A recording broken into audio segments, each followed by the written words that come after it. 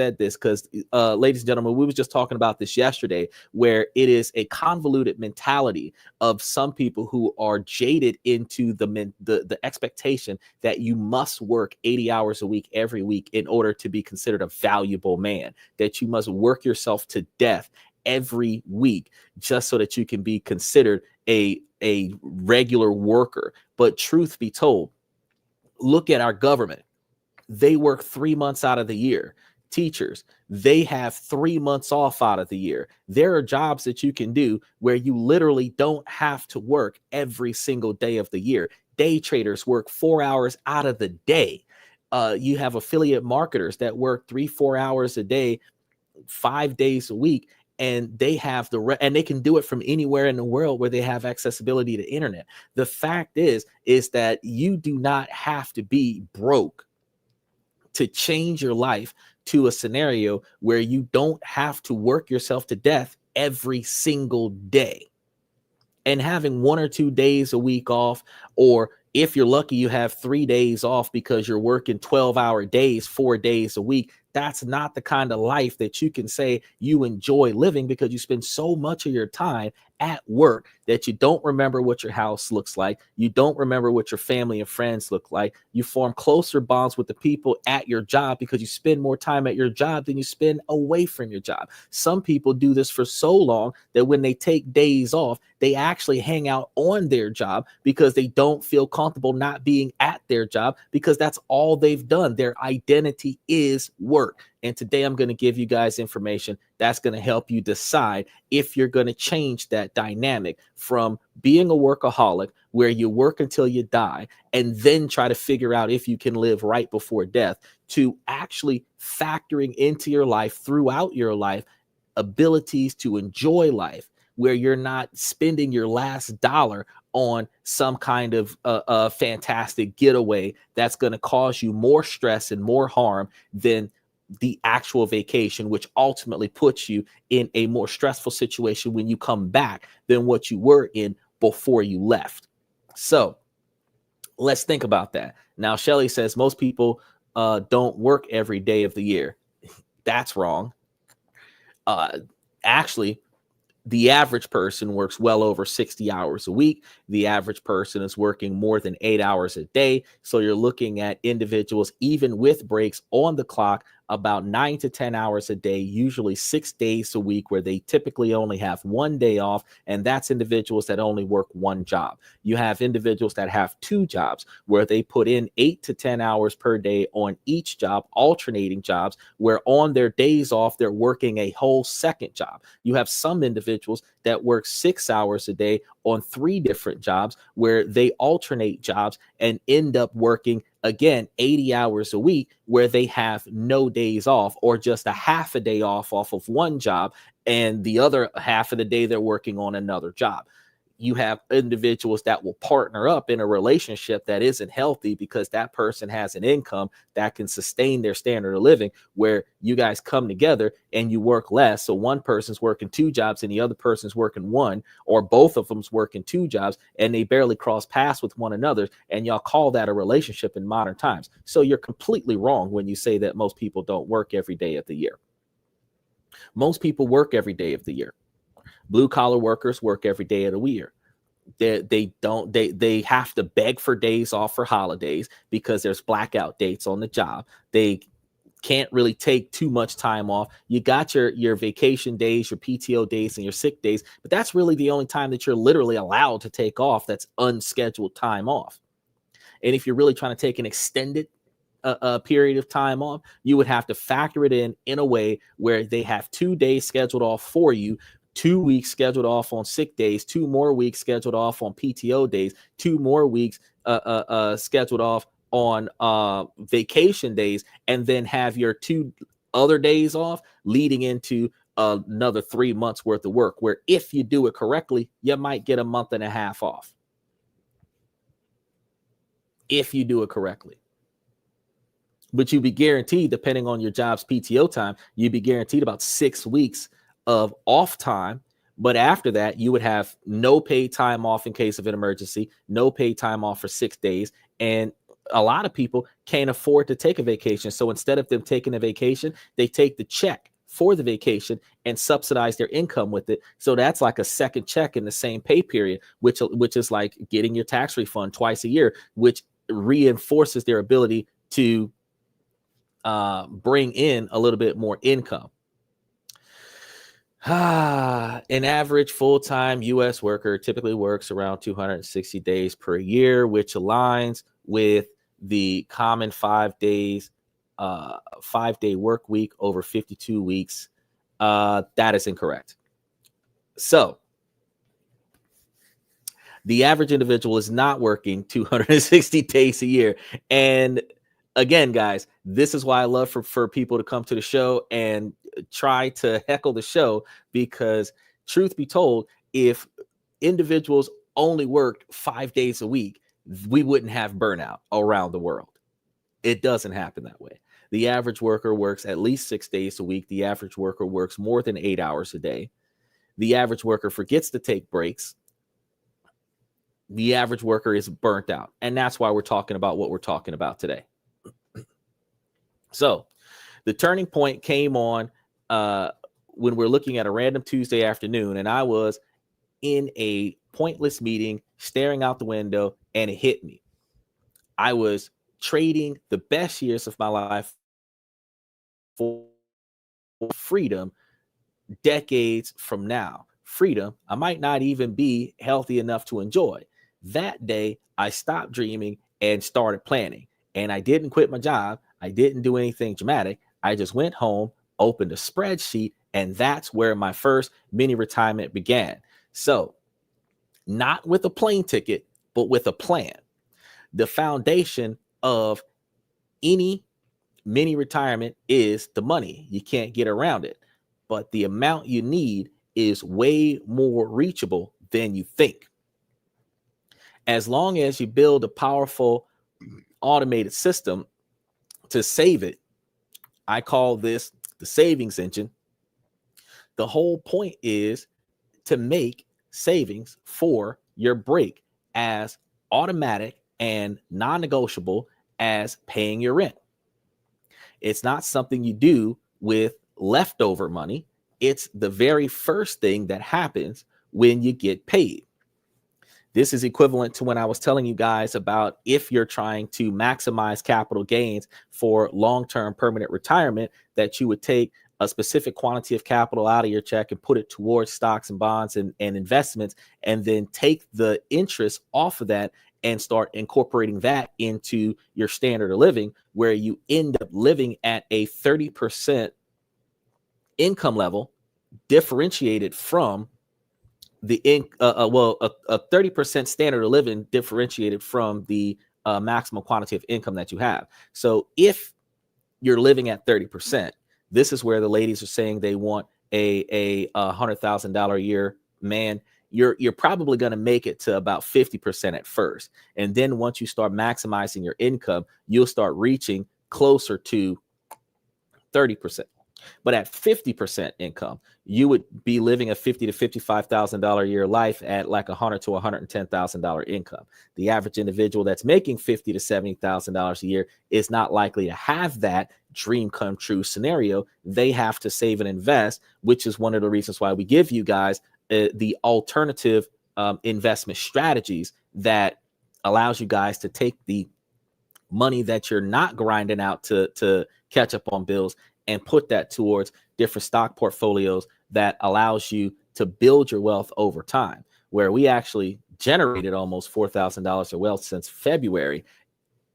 And we're in June. We're like a week away from July. It's one of the things that not a lot of people think about, but there are some that are actually starting to pay attention to it and taking this into account. You don't have to take my advice. You can do your own research. You can ask the Google lady and see if what I'm telling you is true. And you'll be able to see that there is another way to change the things that you don't like about your life that allows you to be able to improve what you want to improve and achieve the goals that you're trying to achieve.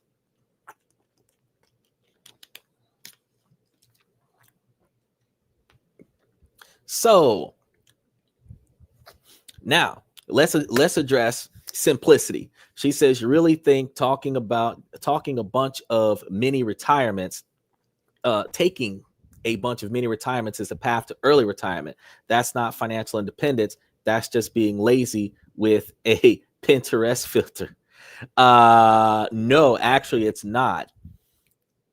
The difference between a getaway vacation and 6 months to a year off from work is the difference between financial responsibility and literally getting a rest where you'd be able to recharge. Because actually, over the last 2 days, if you would have been paying attention onto the show, you would have been able to see the fact that this country and a lot of other countries, the population is suffering from burnout because we dedicate ourselves to too many things in a short period of time. We pressure ourselves to overachieve and we do not see the success.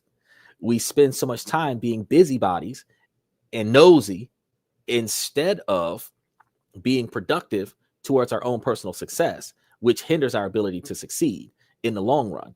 I've been giving you guys financial opportunities to invest, and that could lead you to a long-term finite retirement scenario, which, by the way, if you have a successfully functioning portfolio, the interest that you're getting from your investment opportunity could literally fund this retirement plan that we're talking about and still be able to continue to generate revenue, because it's not about taking the principal and going on a long-term vacation. It is about living off of the interest, because that is how you are able to make money for you, and you're not required to always be on the job on a regular basis. So I think you're misguided with the falsehood that it is not possible to take extended leave from work and live an enjoyable life and still be able to maintain your job. And that falsehood is one of the reasons why a lot of people don't do it. But me and a lot of the clients that I talk to on a regular basis have no problem with being able to get away from the job. And some of us that are digital nomads are even able to take the job with us. She says, I've watched most of your stuff, usually fire, but this one, straight up delusional. Like, did common sense take a day off or what? No, actually it didn't. And see, I haven't gotten into the strategy. The fact is that a lot of the stuff that I give you, well, everything that I give you is fire. I'm not going to lie about that. We're not going to hold back on that. Everything I give you guys is fire. But what you have to understand, Shelly, maybe you're not wrapping your mind around the concept. The thing is this: you need to not work yourself into the ground, because actually that's what leads to shorter lifespans. The other thing is that you need to find other alternatives, because think about this though. You tell me that mini retirement paths is not going to lead you to early retirement, right? But you clubbing every weekend, living the life, YOLO, taking your paycheck and going straight to entertainment is not going to get you to early retirement either. And the funny thing is since you're taking the principle and going out there and wasting it for a good time, because work hard, play harder is the mentality and behavior pattern of the average individual, but you stay broke. Now, if you structure that into something a little bit more appropriate for your needs, you would then be able to redirect your financial attention to something that's a lot more profitable for you, where you can then, instead of throwing it against the wall and making it clap in a nightclub, you could potentially enjoy yourself in a different country for an extended period of time, learning new things, or just taking a very long time off from work and recovering from the things that you've been through. A lot of us can take $300 a weekend and enjoy ourselves at the club for 2.5 hours, where you spent 40 minutes in line trying to get in, and then you spend 5 minutes getting kicked out, 20 minutes trying to find your car, and a half hour trying not to get a DUI as you drive home. And then you're going to do that 2 nights a week. You're going to be burnt out by Sunday, waking up with a hangover on Monday, trying to get through the rest of your week broke as fuck. Some of y'all can benefit from having friends with more money than you that will take you out on their dollar, where the most you got to do is drive the car and put gas in it and pay for parking, and they'll pay for your entertainment. Some of you ladies can get out there and go and enjoy life on the dollar of the guys that are hitting on you. So you spend a little extra money on overly attractive attire, scantily clad attire, so that 15, 20 different guys every night can show up and drinks on them, which saves you a little bit of money, but you're spending thousands of dollars on your clothes and thousands of dollars on your makeup and thousands of dollars on your hair, which is the same as just going out there natural and paying for your damn self. And the fact is that all of these life choices are not leading you to an early retirement.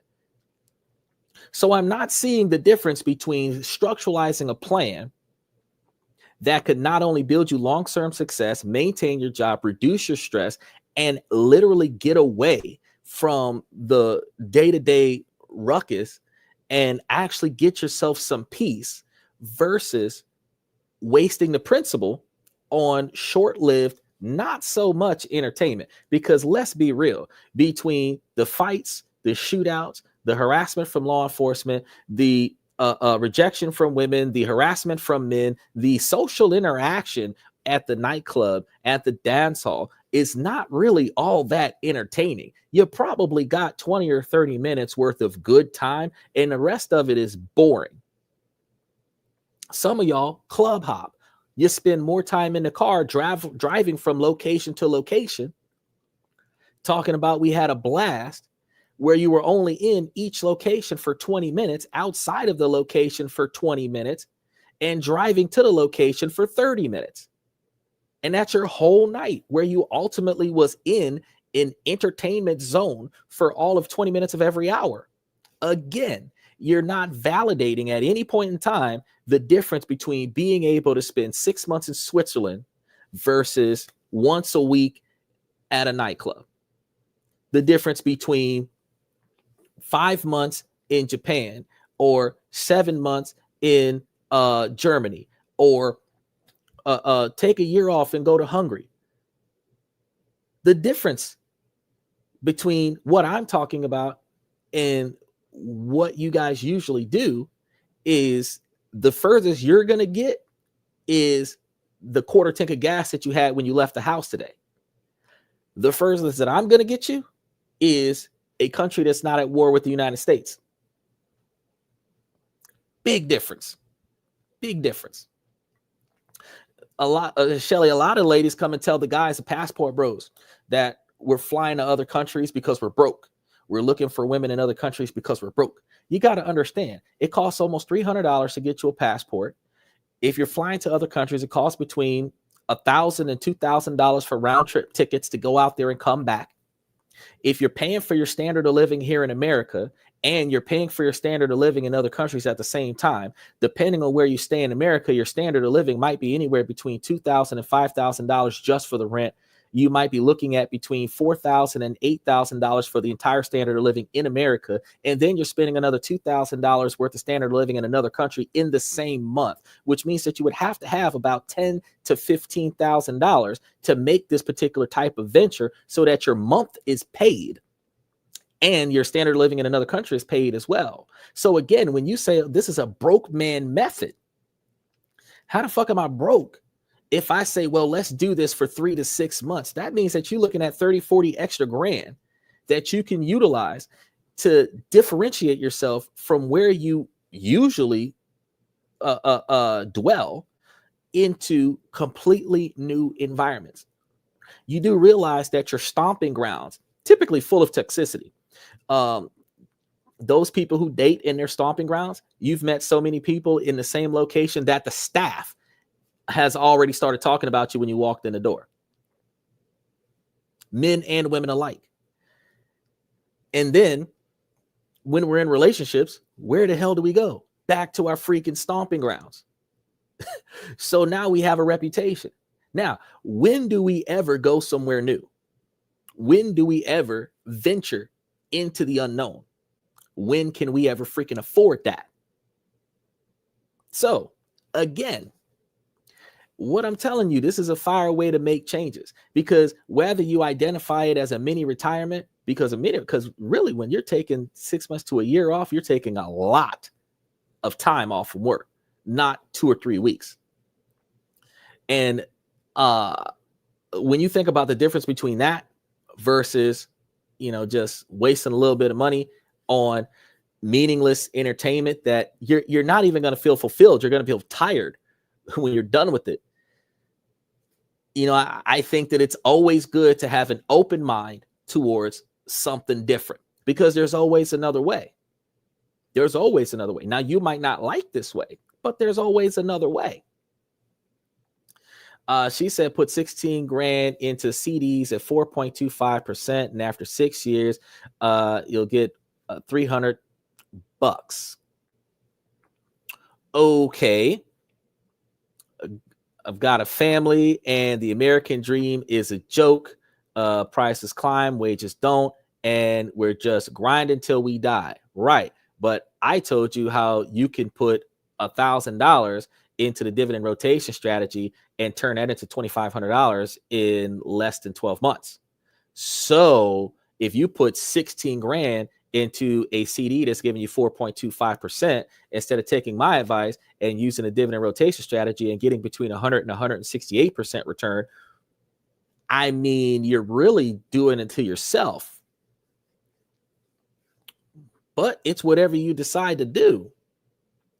Because a lot of people that are with the bombing on Iran, there's a lot more people shifting over to gold and silver instead of investing into the stock options, especially those stock options that are partnering with and doing business with Iran and the other country that Iran is warring with.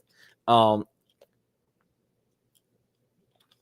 have a lot of companies that are benefiting from the chaos, but you have a lot of companies that are losing a lot of business in California that's causing the whole market to shift. So between the riots in California, the deportation, the wars overseas, the tariffs, the tariff retaliation from Canada, there's so many things going on right now that 4.25% CD is not making you nearly as much money as when I tell you where to put your money at, so that you could be making 21 to 22% every month following my lead.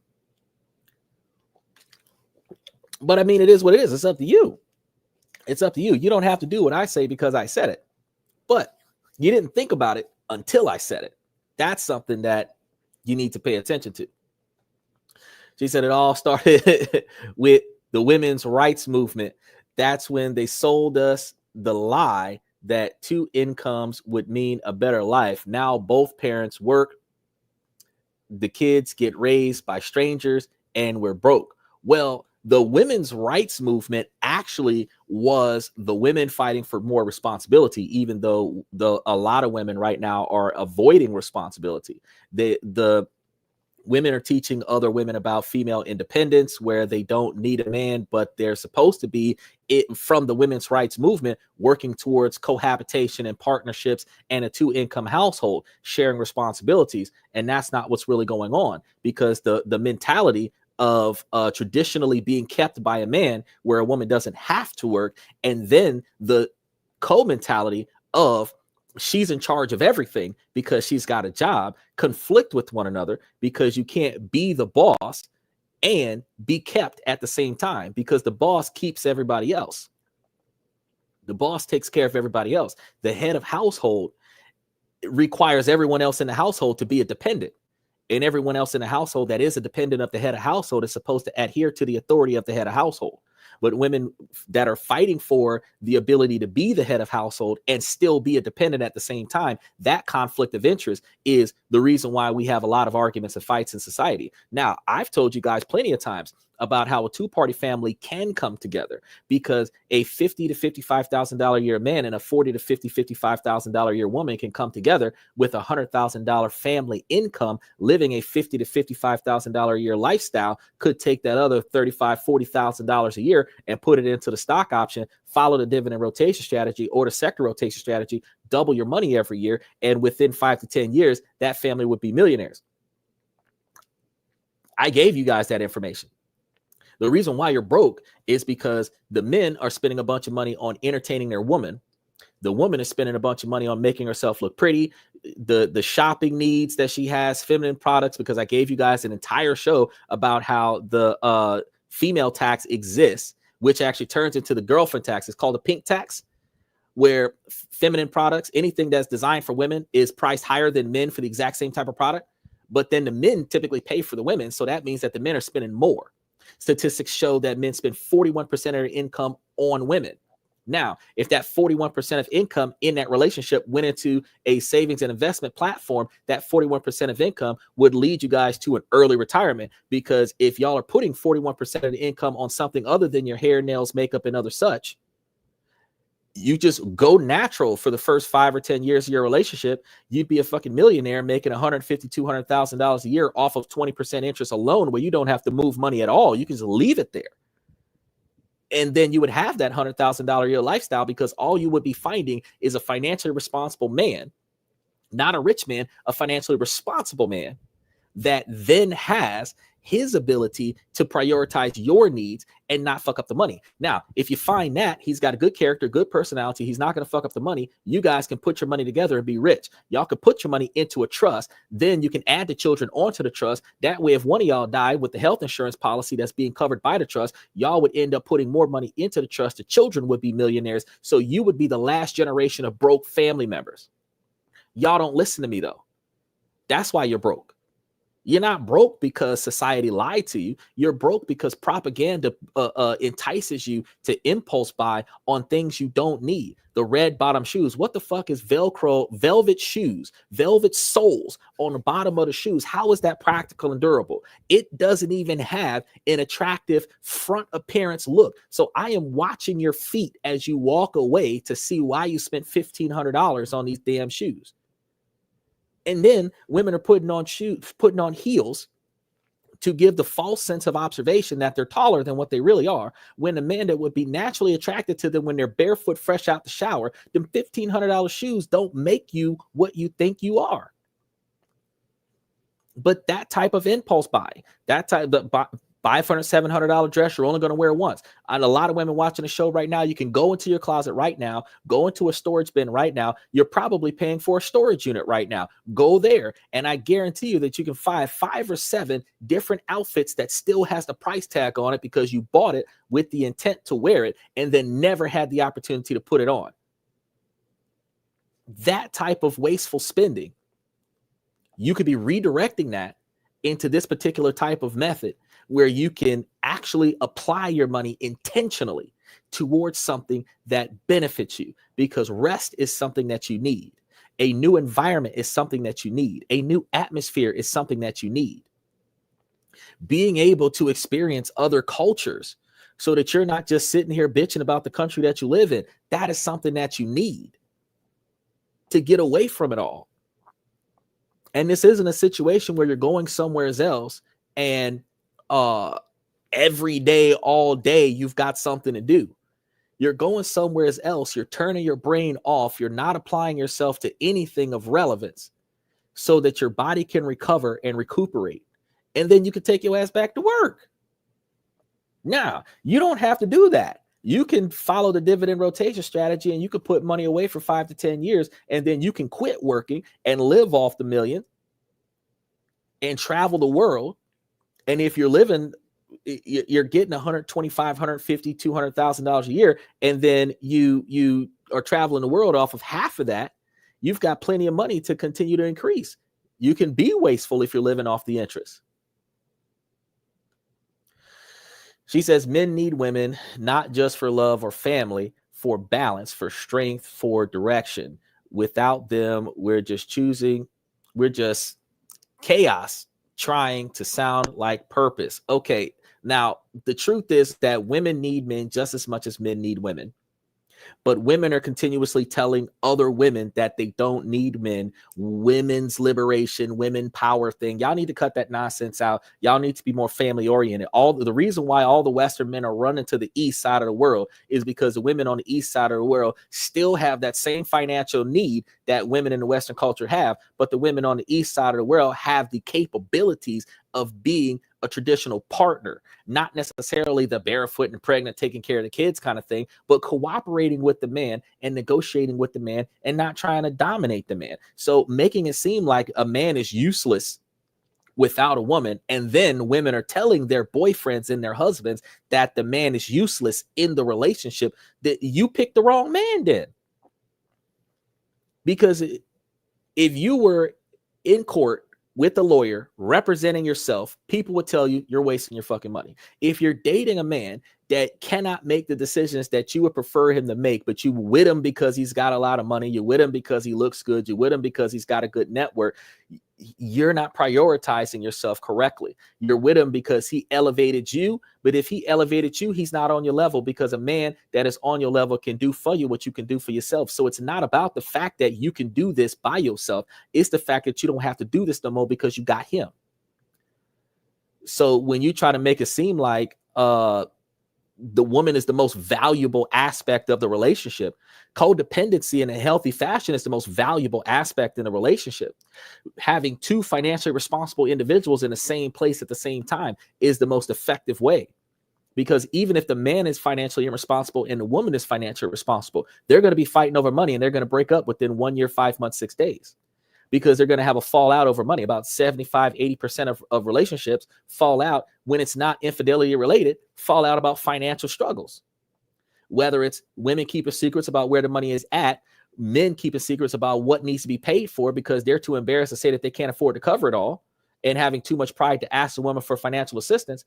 All of these things still lead to the fact that there's lack of communication in a relationship because of the stigma of male gender roles that are stuck to the man and the fluidness of women to not have male gender roles. But none of that has nothing to do with today's retirement topic. She says, funny how men brag about investing, but the dividend rotation strategy, yeah, that was a woman's brainchild. Really? You know what's funny about that? All of the technology, or the majority of the technology that's being made in today's society, is to replace the need that is not being met. So dishwashers, washer and dryers, vacuum cleaners, personal assistants, AI tech, all the things that women used to do in a relationship that made them valuable. We're replacing what they don't want to do with technology because it still needs to get done. Now, you say that the ability to save and invest, a strategy that is the highest interest percentage distribution, was designed by a woman, yet the majority of women are broke as fuck. Matter of fact, I'm not going to say 95%. I'm going to say to the magnitude, because you got about 23% of successful Americans over 100,000 a year. And the other 77% of Americans, men and women alike, struggle financially, whether they're middle class, lower middle class, or poverty level. Where the working class individual is about 72,000 a year right now, 75, 80,000 a year. They said working class, if you're not making $1,700 a week, you're broke. That's what statistics are saying based on inflation, right? So the average individual that's making $4,000 a month is still financially challenged. Poverty is at 50 to 55,000 a year for a single income household, even though the government doesn't start giving you resources until you're at 30,000 a year, right? So the question is that if this particular savings and investment portfolio is designed by a woman, right, which reinforces that a valuable woman would aid a man in his success, why is it that very few women know about this or apply this on their day-to-day operations. Why is it that very few women know anything about Bitcoin? Why is it that very few women know anything about investing, saving, doing anything other than taking care of themselves? Why is that? We say that there are valuable women out there. They're hard to find because a lot of them are taken. But we also say that at the same time, it is hard for a valuable man to be recognized as valuable with the facade that the man must first be rich before he is valuable to a woman, where these same women that could be self-sustainably rich are just as broke as the man that they're rejecting. When they could both be broke, come together, and end up rich. We should have a rich culture like Dubai based on what you just said. But unfortunately, we don't. Only 23% of individuals are doing it good, and only the top 5% are doing it great. So what about the rest of us? Why are the rest of us still struggling from day to day? She said, they said behind every great man is a great woman. Truth is, she's not behind him anymore. She's beside him or way out front, making smarter moves. I'm going to be honest with you. Back in the day, behind every strong man was a strong woman. But unfortunately, somewhere between the 80s and 90s, women stopped backing their men. So there is no women backing a strong man. A strong man is standing there alone.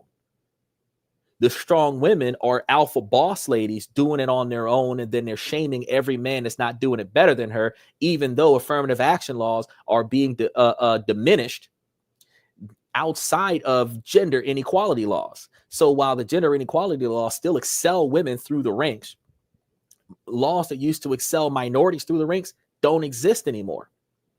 So a man is not going to be hired just because he's black, and a man is not going to be promoted just because he's black, but a woman will get hired because they don't have enough women on a payroll, and a woman will get promoted to upper level management just because they don't have enough women in management. A woman that doesn't qualify for the position can get promoted because a woman that had that position went on maternity leave and probably not coming back after maternity leave, because about 40% of women return from maternity leave, which is the reason why a lot of women don't have children until after they have successfully reached the heights of their career that they want to have. Because if bearing children would not stop women from being CEOs, women would have children in their 20s, be CEOs by 30, and have teenage children that as a boss. But in order for a woman to be a boss, she has to abandon motherhood. And in order to focus on motherhood, she has to abandon being a boss. She can't do both unless she has a stay-at-home husband, because somebody's got to pay attention to the kids. He said, funny how folks ignore the data, but look at the, what is that, matriarchal societies out there. We're not, but I actually haven't looked at the matriarchal societies that much. A lot of the societies that I've brought to you were patriarchal societies, because this is a male-driven podcast from a male's perspective. The matriarchal societies are societies that are driven by inheritance through the lineage of the female. And some of the cultures that I actually covered, the matriarchal society, the married couple would go and live with the woman's family. In Western culture, if the man don't got his own stuff, the women don't find him valuable. So he can't live with his family members and date a woman. In Western culture, women ain't okay with that. If the family members move in after y'all get married, they might be okay with that.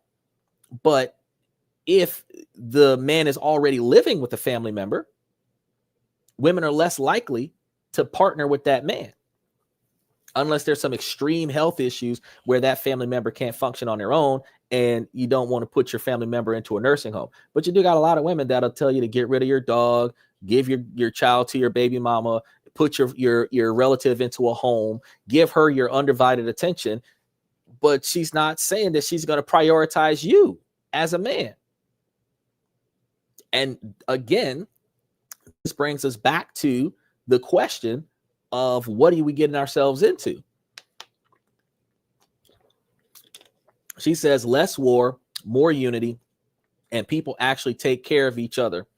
Maybe women should have been running things all along. Look, women don't run anything because they're too busy focusing on themselves. Men build. If women were builders, and I'm not talking about just like physically building something.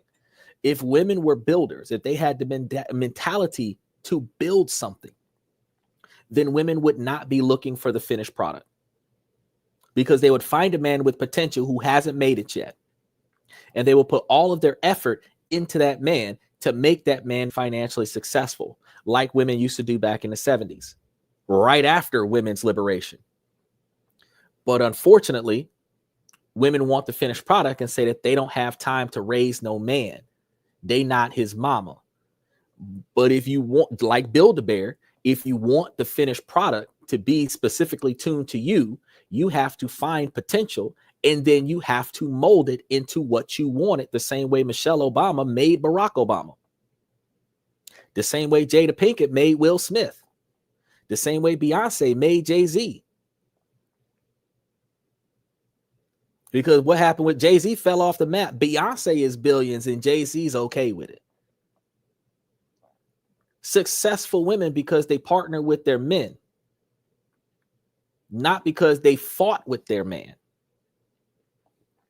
And that's one of the reasons why I tell you that we kind of got to change the dynamic a little bit, because women are valuable. I have never said on this podcast that women are not valuable. Women are valuable. They just do not want to, more often than not in the current generation, apply themselves to what makes them valuable. There are a lot of women right now that are more willing to lay on their back and enjoy the pleasures of life than to literally be productive in a successful relationship, or be productive in their life in a fashion where they can be kept if they allow themselves to be kept, but they can rock this without being kept. They can partner with somebody else who's doing the same thing that they're doing, and they can excel faster. But notice that the first 5 questions that a woman asks a man is simply, what do you do for a living? And how much stuff you got. Before they even ask you what your name is, they'll come through and ask you a question like, well, if I'm trying to advance my career, are you going to invest in me? Question is, if he's trying to advance in his career, are you going to invest in him? So it's a little bit different.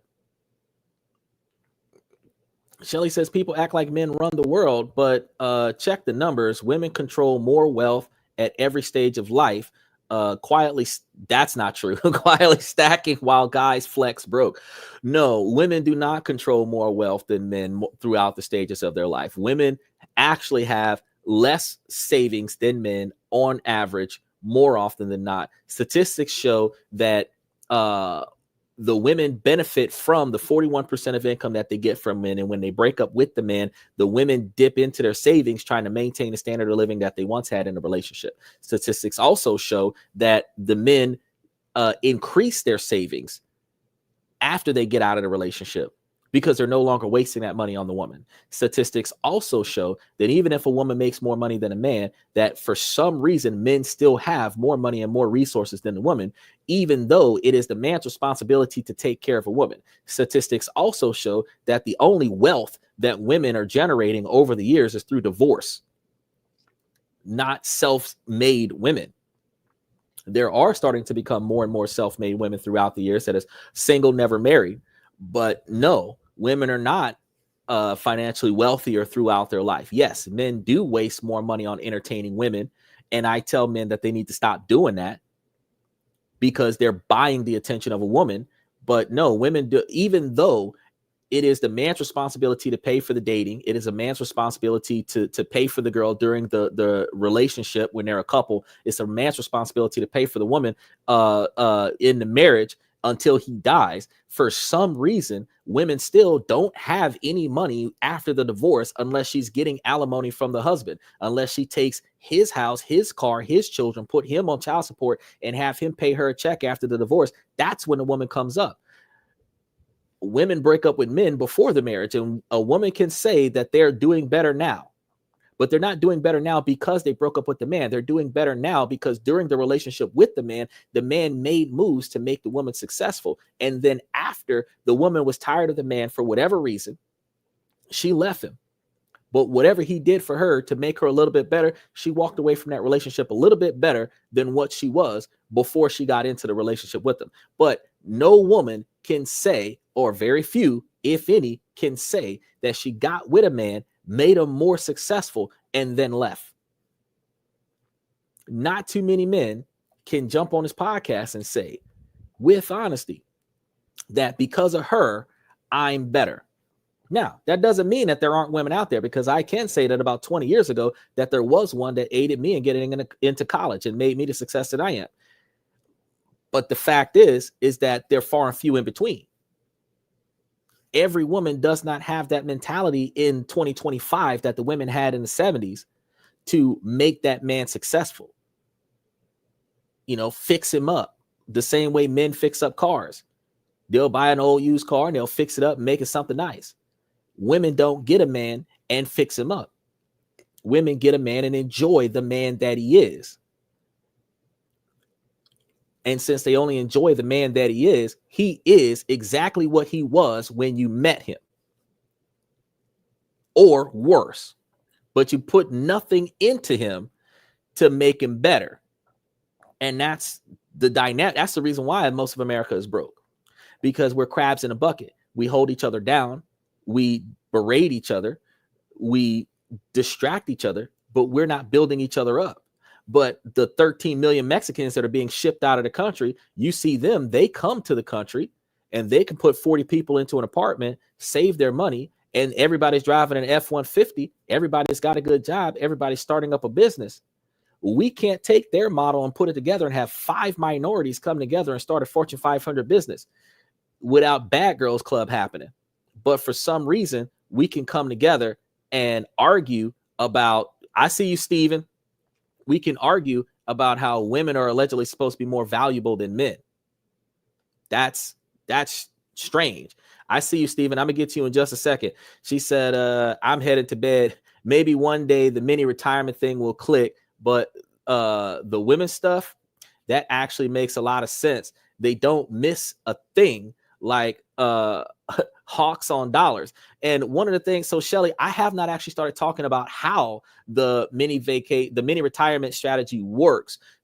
So just hearing about the concept, you're not understanding what it is. And maybe if when you wake up and you come back and watch the second hour of the show and listen to what the strategy actually is, how it works, and how effective it will be, you might be able to come to understand why this is effective, different from wasting a bunch of money on weekly entertainment that ends up being fruitless. But it's not for everyone. This is not I will never bring you guys a one-stop shop like this is the only way to succeed in life. I bring you guys different alternatives every day, 365 days a year. I'm bringing you 365 different changes a year. You pick one, you stick with some, you apply them. The ones that work, you use. The ones that don't work for you, you don't use. I'm not telling you that this is the only way to be successful. This is just another way to be successful. Now, special shout out to Steven from Twitter X. He said, yo, you remember me? I was here last time, I think. You were here 3 or 4 days ago when we were talking about the riots. That's when you were here. So that was last week, Monday. He said, what do you think about the war going on right now? Do you think it was good that U.S. bombed Israel? Okay. I'm glad you asked me that question. We're going to cover that whole topic on Monday. So I'm going to push, that Donald Trump just came out with a golden phone, and I'm going to be talking about that. So I'm going to push that topic to Tuesday, and Monday I'm going to be talking about the ins and outs of the war.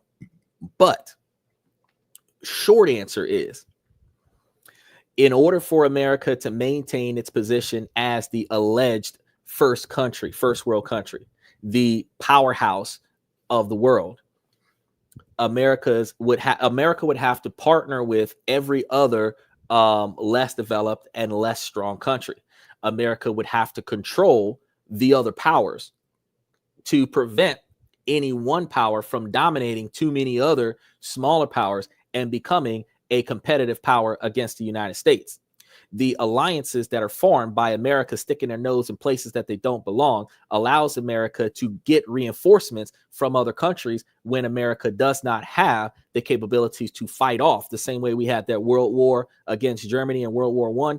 And it was like Canada, America, and Britain, and a few other countries, France and other areas, that all was fighting against one country, and strength in numbers happens. Because you have only one person, I do believe it's Iran, going up against now 2 or 3 countries. And that level of pushback prevents what one country, Iran, I guess, going up against Israel, from dominating. Now, do I personally think that we should be getting involved in something that we had nothing to do with? No. But I also see that the peace treaties and military treaties that the United States has with a lot of other countries is almost like the friendships that we have with our homies in the hood. If somebody fucks with you, I'm jumping in.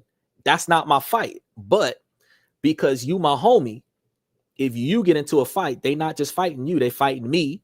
They not just fighting me, they fighting my friend. They not just fighting my friend, they fighting my friend's friend. So now you have an army behind you.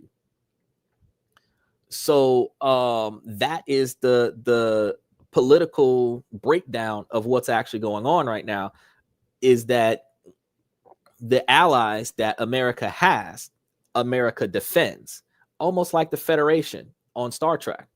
If you become an ally of Starfleet, it doesn't matter what's going on. If somebody attacks you, they're attacking Starfleet. So now Starfleet comes and brings everybody out there to attack the one person that's attacking Starfleet. That is the same mentality of what the United States is doing when the United States gets involved in other different countries' conflict, where neither country is warring with the United States. The United States is not only the referee, but they're also the backup fighter, which kind of makes sense about that $600 billion dome of America, because as soon as you pick on one of America's friends, America's launching missiles. And you know, if you launch missiles at somebody, they're going to launch missiles back. So what do we need to stop from having New York be bombed again? The Golden Globe, the Golden Dome of America. So he had a plan. Somebody's going to start shit with somebody else. I'm going to nuke them. And as a result, I need to go ahead and put up my defenses before I nuke them, because I don't want them to start having. Because do you notice that since the Civil War, the United States has never experienced war on American soil? Every war that raises gas prices, interferes with travel, fucks with the economy, and causes us to have a financial strain, negatively impacts people's citizenship status. Every war happens overseas. Now, keep in mind, Donald Trump did say during his campaign that he was going to start having all of the kids in high school and stuff to take the military enrollment test alongside the SATs and the CATs, where think about how Asia, everybody has to do a 2-year tour from 18 to 20 or 20 to 22. Everybody coming out of high school has to do 2 years in the military before they can live their regular life. Donald Trump takes that method and puts that into mandatory mandatory effect. Instead of having volunteer people enlist because they're rebelling against the system or trying to find a new life because their life sucks, you have everybody going into the military, which means that you have a younger military, well, a less experienced military, but you have a younger military, because instead of having a bunch of people 50, 60 years old that's been in the military for 25, 30 years, you have a bunch of young bucks that can be on the front lines. And then you have a younger generation of individuals that are more tech savvy. So instead of the old folks that's used to typewriters and Morse code phones, you have the young generation that can pilot drones like Call of Duty Modern Warfare. Okay. And then that gives you a tactical advantage. Now, would I agree with what they're doing? No, I don't even, I have yet to do the research on exactly what started the war. But I'm going to get that information before I cover it on Monday. And I'm going to tell you what started it. I'm going to tell you why we're involved in it. And then I'm going to tell you how your money's going to get fucked up because of it. Because every time America goes to war, that interferes with trades. That also raises fuel. It's going to be deploying troops. Yes, a lot of family members are going to be losing out on their relatives that get deployed, because everybody that is on reserve can potentially be called into duty, to active duty. So aside from the loss of family members that's going to be going to the war, I talked to you guys about the economic impact of what's going on. And since we're going to war, it's summertime, gas prices are already going up. Gas prices are going to go up even higher now. The tariffs are going to make gas prices even higher now. The lack of resources that are the same resources that go into real estate and technology are the same resources that goes into military development. So you're going to have a higher demand for that, because all of the precious metals that are used to make cell phones and other such equipment is the same shit that goes into the radios and the weapons and everything like that we're sending overseas to be blown up. The drones, the AI, the semiconductors that we're benefiting from to track our boyfriends and harass them when they're not at home. It's the same semiconductor software that's tracking that nuclear missile that's going to another country and bombing them, the drone planes and everything like that. So the change in the economy, because military contracts are a good investment right now, because they're going to have a good return right now, because we're at war right now. The same way I told you guys a few months ago that investing in law enforcement and cybersecurity is a good stock investment, because those markets are booming right now. But do I think that we should be in a war? No, but I'm not a Greenpeace kind of guy, though. I keep my pistol right next to my podcast. I don't leave my house without my Smith & Wesson and my bulletproof vest. So if action is going to happen, I'm going to be involved in it. But I also believe that there should have been an alternative to the United States getting involved. That's what I think. Because Switzerland, very successful country, not involved in anybody else's bullshit. Canada, reasonably successful country, not involved in anybody else's bullshit. Why is it that America must be? Because in order to be the leader, in order to be the top dog, you have to keep everybody else in check. If you don't allow anybody else to gain strength, nobody else can challenge you for the title. That would be my understanding of it.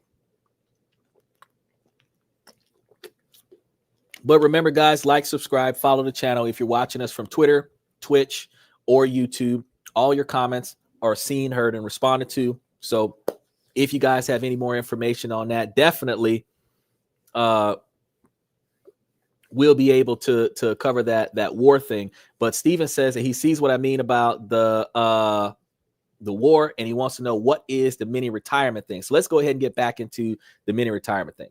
First, we need to reframe how we think about this. Most of us see savings as a punishment. Every dollar saved is a dollar we can't enjoy. That mindset is exhausting, and it's why people give up. The savings engine flips this around. It's not about what you're losing. It's about what you are building. Every dollar you save, it isn't gone, okay? It's a brick you're laying for your own freedom. So you're not losing a dollar. You're buying back an hour of your future life. So step one, you want to automate your freedom first.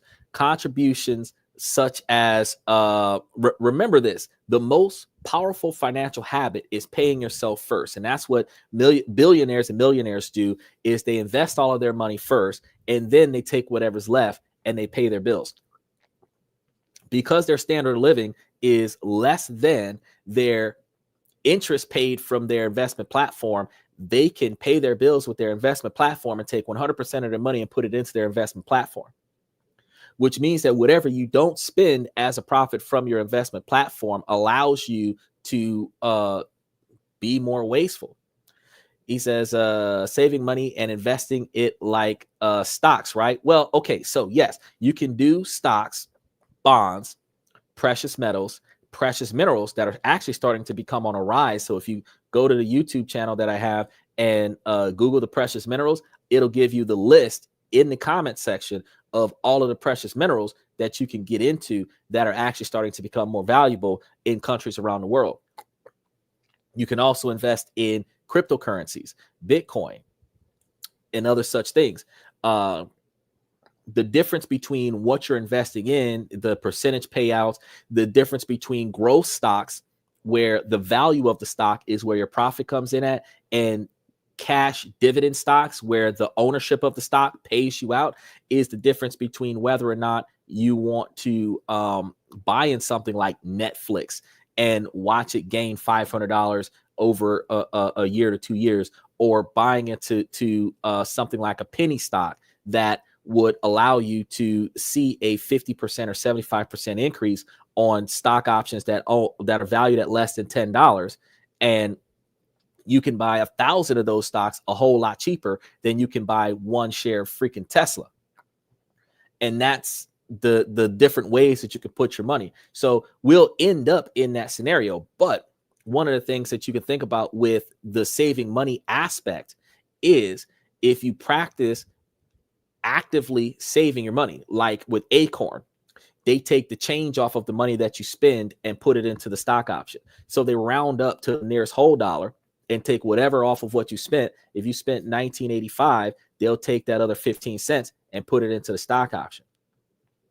You have accounts like Stash App that will, every time you use the Stash card, it will buy you a stock based on the purchase you just made, which builds you a portfolio in the background, because you're not paying attention to all of the things that you spend your money on. But if you own shares in the companies that you spend your money with, you would see yourself with a lot more stock options.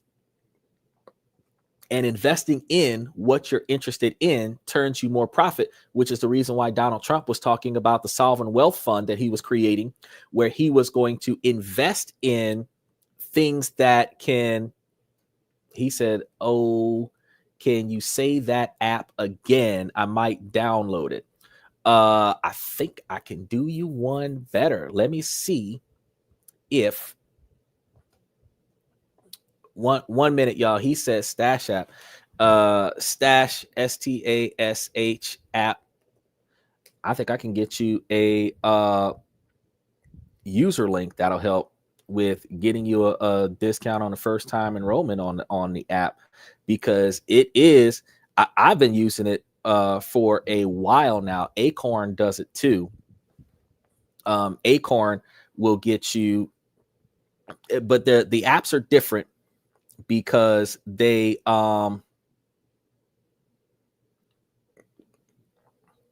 the Stash app is a regular membership, and that regular membership is like $3 a month. And what it does is it allows you to invest as much as you want, as long as you want, and then you pay that minimum quantity per year, which allows you to be able to build wealth off of it. So out of a year, if you're spending $3 a month on the app, you're likely to spend.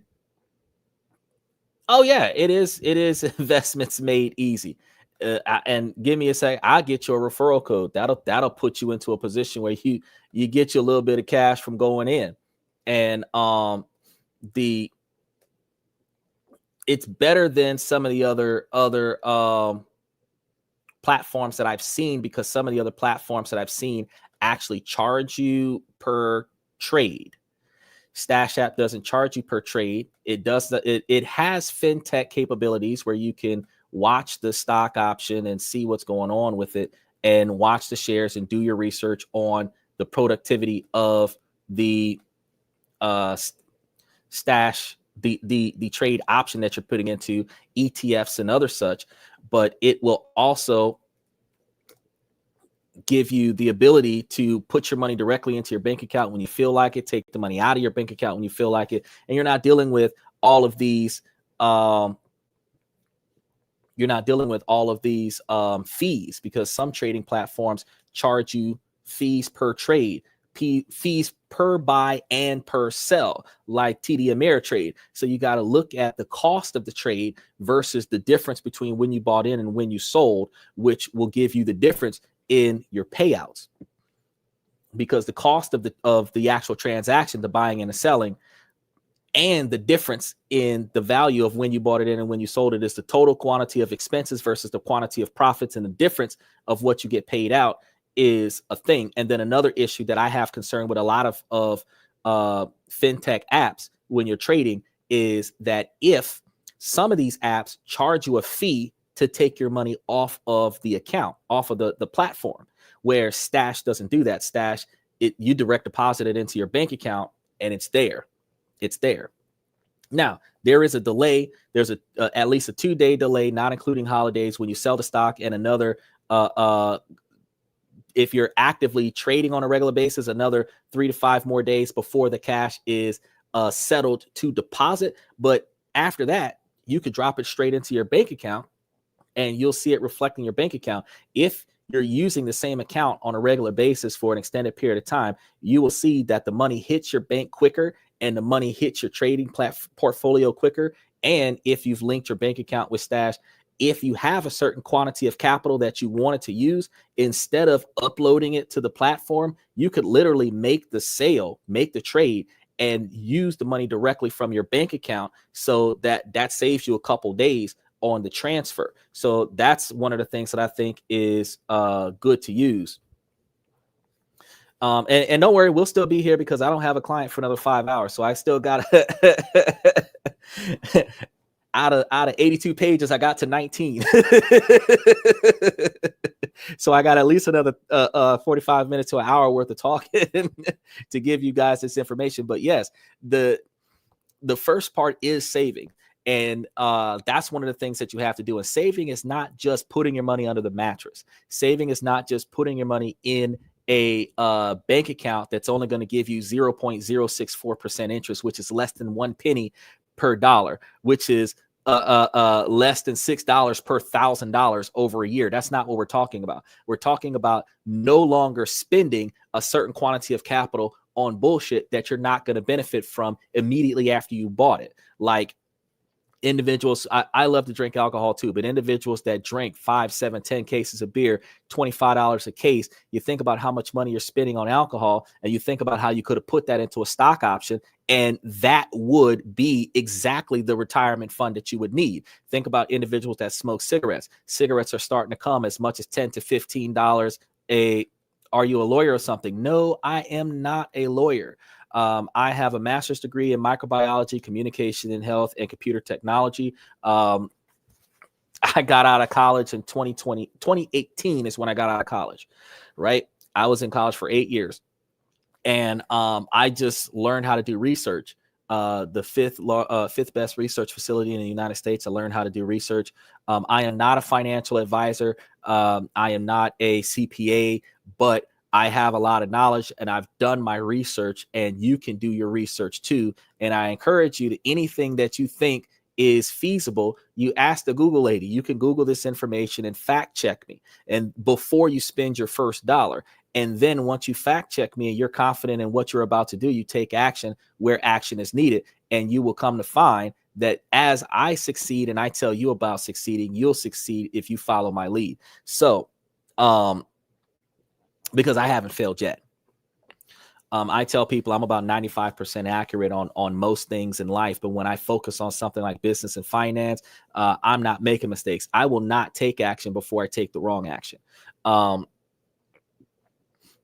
it is still a risk involved with investing. And I make sure that I tell everybody about the risks. I tell everybody about the losses. I tell everybody about the offsetting of profits versus the losses, but the tax deductions from the losses versus the taxation of the profits. So the difference between what you lost if you didn't lose it all, but you lost some, versus the fact that you can write off $3,300 worth of losses off of the profits that you made for the year if you did lose $3,300 worth of investments making a bad trade somewhere, but you still gained a bunch of money, you can claim that $3,300 worth of losses against your profits. So you don't necessarily have to take every trade as a bad trade, as a complete loss. Some of those trades are a tax deduction. And that's one of the things I tell you guys on the platform, that there are plenty of ways where the decisions that we make can be tax deductible, especially if we're operating off of an LLC or a C corporation. C corporations give you that extra 10% of your income that you can donate to a charity. And if you operated a 501c3, you can actually donate it to a charity, do charitable work with the money, be a tax write-off. These are things that we talk about on a regular basis. But I also have Joe Mastrano, who's a CPA. And Joe Mastrano can give you guys a lot of information about this stuff. He has webinars. He has also this promo code here that you guys can utilize. And if you want to, and he'll give you guys discounts if you let him know that this and that sent you, and he can give you information. Wait, that's about Sarah. You want the webinar from, and that's about Victoria B. You want the webinar from Joe Mastrano up there to help you with your ability to save on your taxes. And Joe Mastrano is also a day trader. So he's not just going to give you information about saving money on your taxes. He'll tell you about how to trade and invest.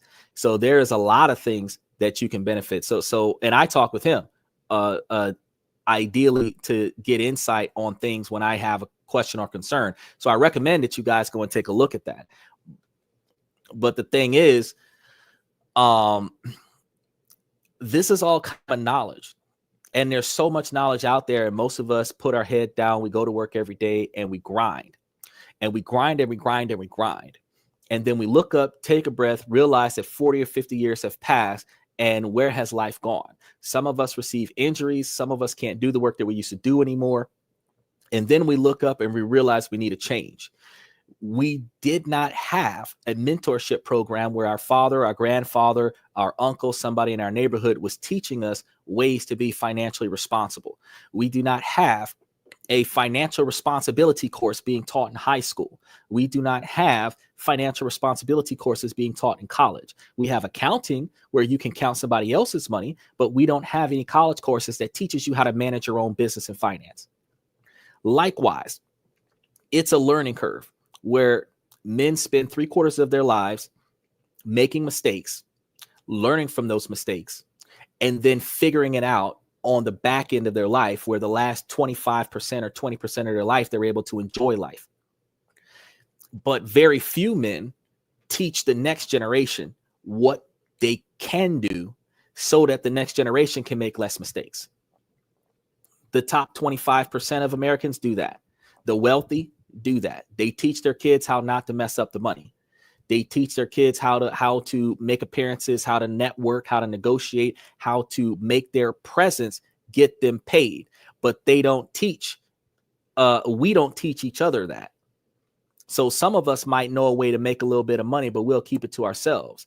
A lot of us know how to make a little bit of money in an illegal way, and we have no problem with telling our friend about that. But you know, if they audit you on that, you end up in a lot of trouble. Special shout out to Rev Champ 76. And we don't teach each other. We fail. And that's what I was telling Shelly earlier.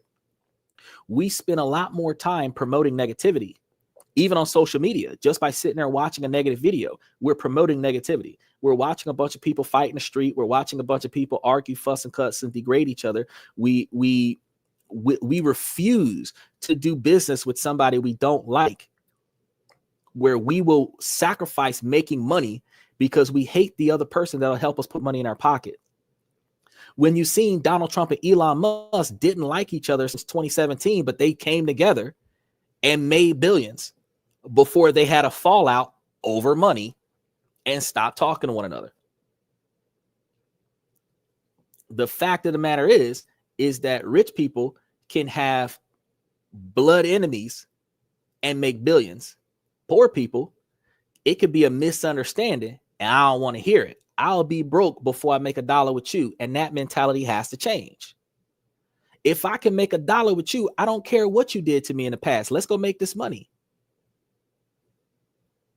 If we make enough money, I'll forgive you. Because if I'm not dead, what you did to me ain't that bad, right? The idea of redemption with no ability to recover from a failed attempt. How could Solomon recover if nobody would forgive him? He made a grand mistake, took a bunch of money out of a bunch of people's pockets, led them down the wrong path, and he had to atone for that. How can somebody atone for their past mistakes if you're not going to forgive them, if you're going to hold them to what they did 10, 20, 30 years ago, resent them for 10, 20, 30 years over one bad choice 10, 20, 30 years ago? After the first 2 or 3 years, let that shit go. Go make that money. If they tap you on the shoulder like, look, this is going to turn a profit, get it on a contract, but go make that damn money. So, like I told you guys before, we're going to start doing this for the mini retirement. We put this saving scenario on steroids.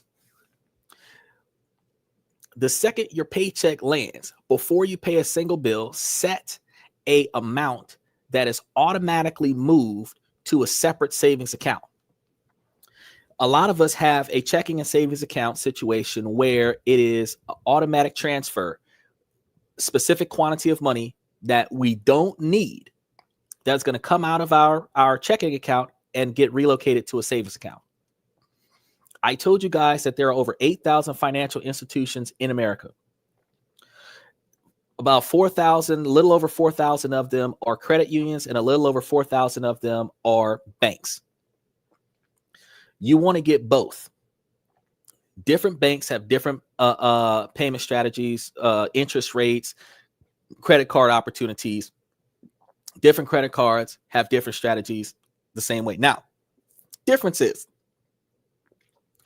banks and credit unions have this incentives with their checking accounts and their money market accounts, where between 5 and 7% interest is being given to individuals who open up a checking account with these banks, up to about $500. Not a lot of money, but with 4,000 banking institutions, 8,000 financial institutions, but 4,000 banking institutions, you can have 2 different branches in every state in the United States, which gives you 100 different financial institutions that you could utilize. Different interest rates that can help you with financing, loans with cars, stuff to that effect, housing and everything like that, insurance, stuff like that. But you have multiple choices to where you put your money. You have money that comes in, that goes into one account, money that goes into a savings account, money that goes out of a different account, money that goes on credit cards goes to a different account, money that goes to online spending goes to a different account, money that goes to out of town travel goes to a different account. The reason why you have business and personal accounts, that's double the accounts. And then you think about the reason why you have all of these accounts. If any event that one of the accounts get hit with the transaction that you didn't authorize, when that account gets frozen, if that's the only account you have, all of your money is frozen until you fix that problem. But if this is a secondary account because your incoming money is coming into a specific account, I tell you real quick, you need to have one specific bank account that is only dealing with your tax return. If you pay the IRS, it's coming out of an account that has no money in it till it's time to pay for taxes. If you're receiving money from the IRS, it's going into that same account. And then you redirect it to your incoming account. And then you redirect it to your savings account. Why? Because they can't hack all of your bank accounts at the same damn time unless you're literally being targeted by a hacker. Typically with the fraud on the credit card machines, at the gas pump, at the cash register, you want to be able to limit your exposure to fraud transactions. And the only way you can limit your exposure is spreading your money around, diversifying your banking, the same way you diversify your stock options.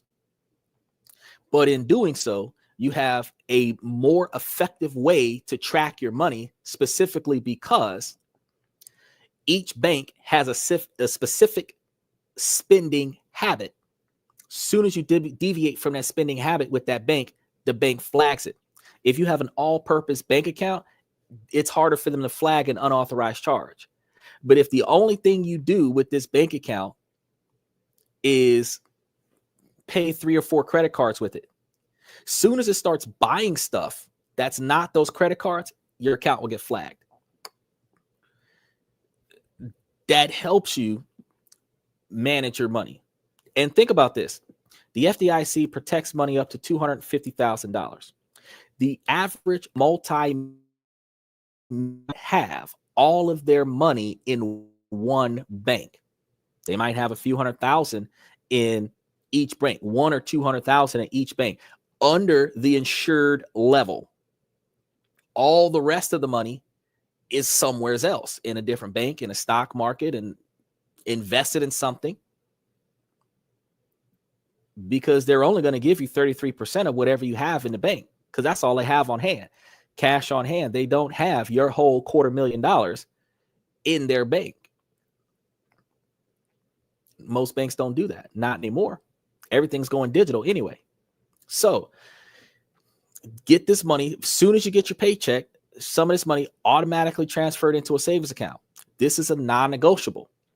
When you're investing, you can actually have it come out of that savings account once a month, because a savings account usually allows you about 5 or 6 transactions per month for free. And then after that, they start charging you a transaction fee.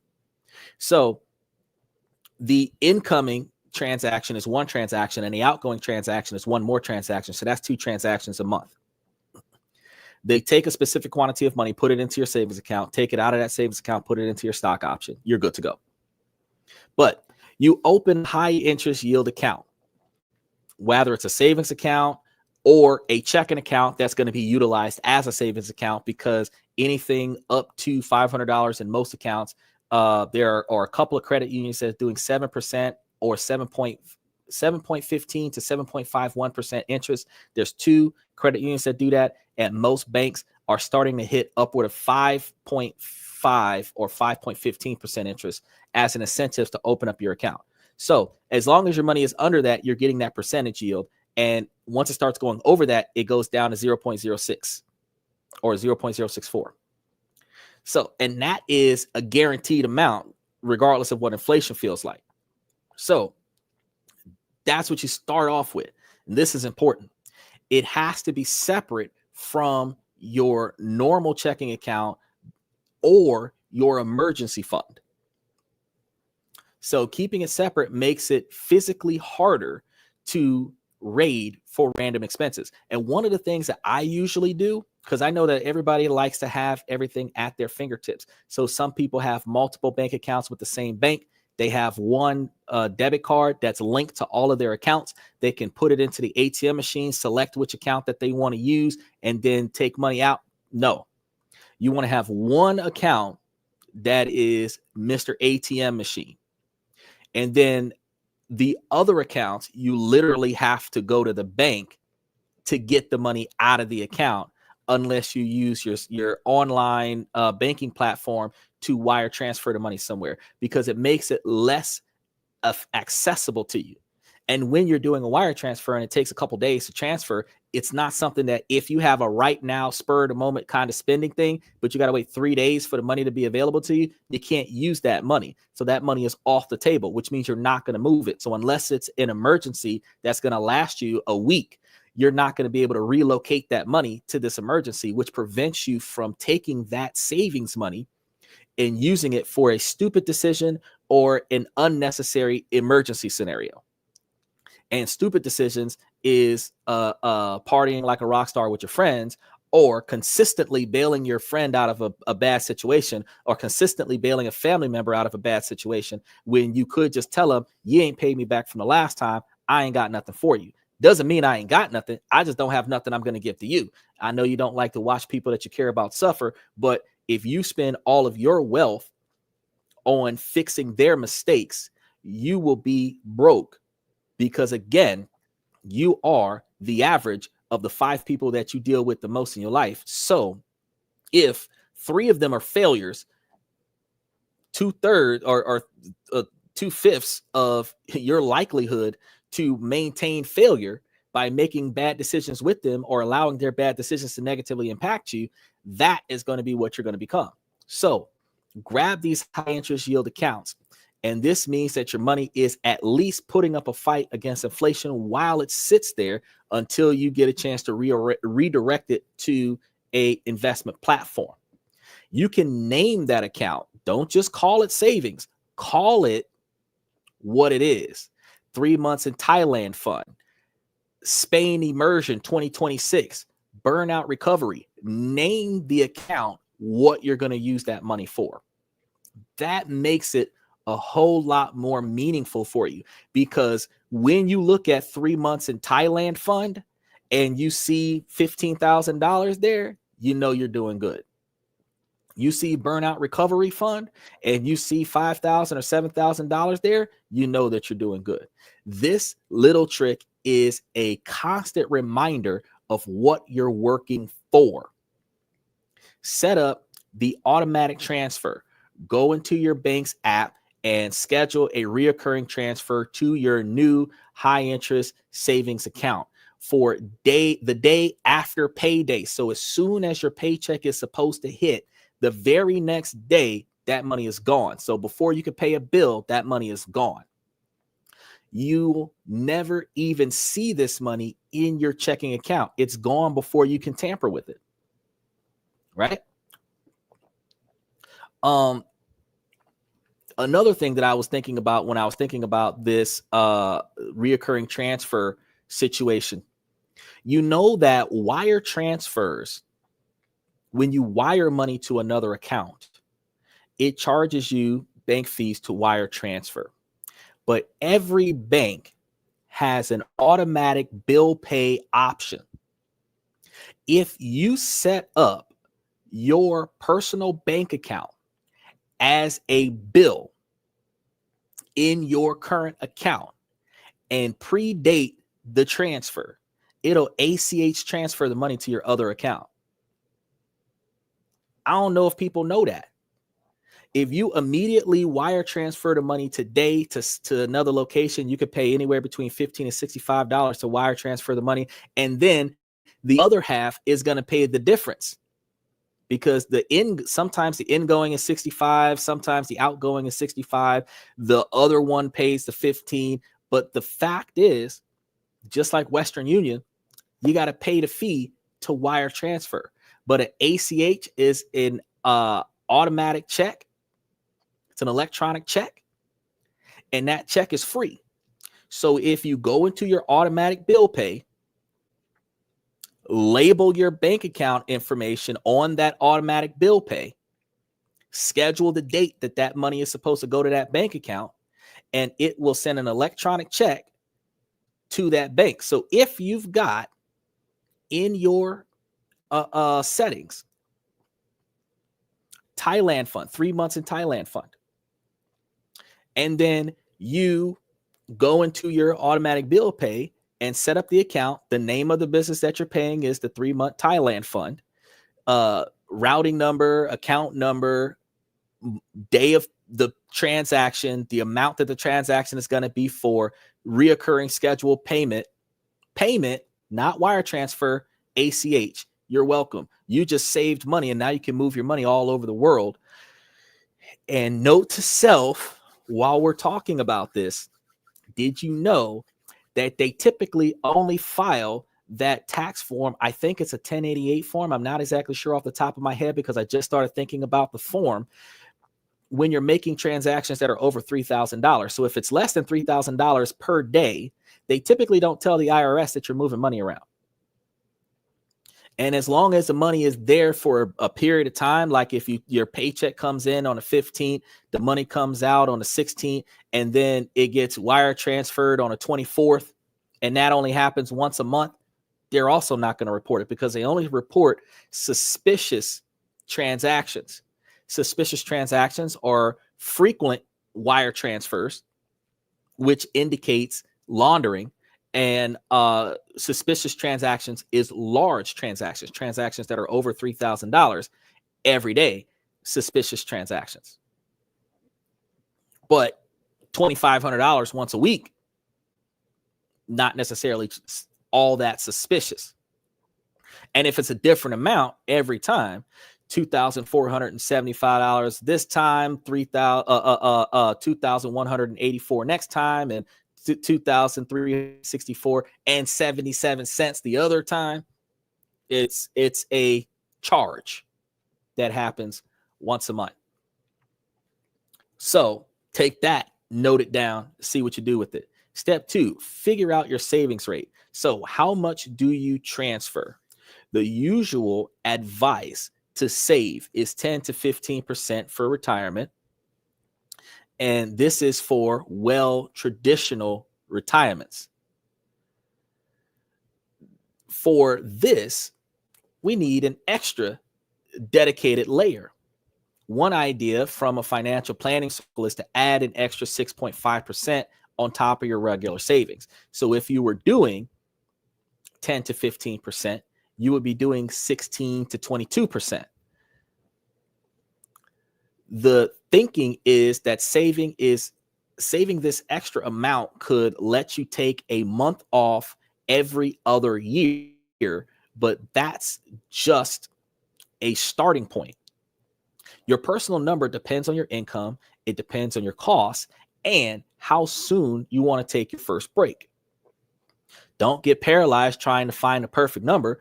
Start with something that feels easy, even if it's just 3 to 5% of your take-home pay. The goal is to start a habit. You can and you should increase it over time. Every time you get a raise or a payoff of a debt, funnel the new cash flow straight into your savings. By upping your automatic transfer,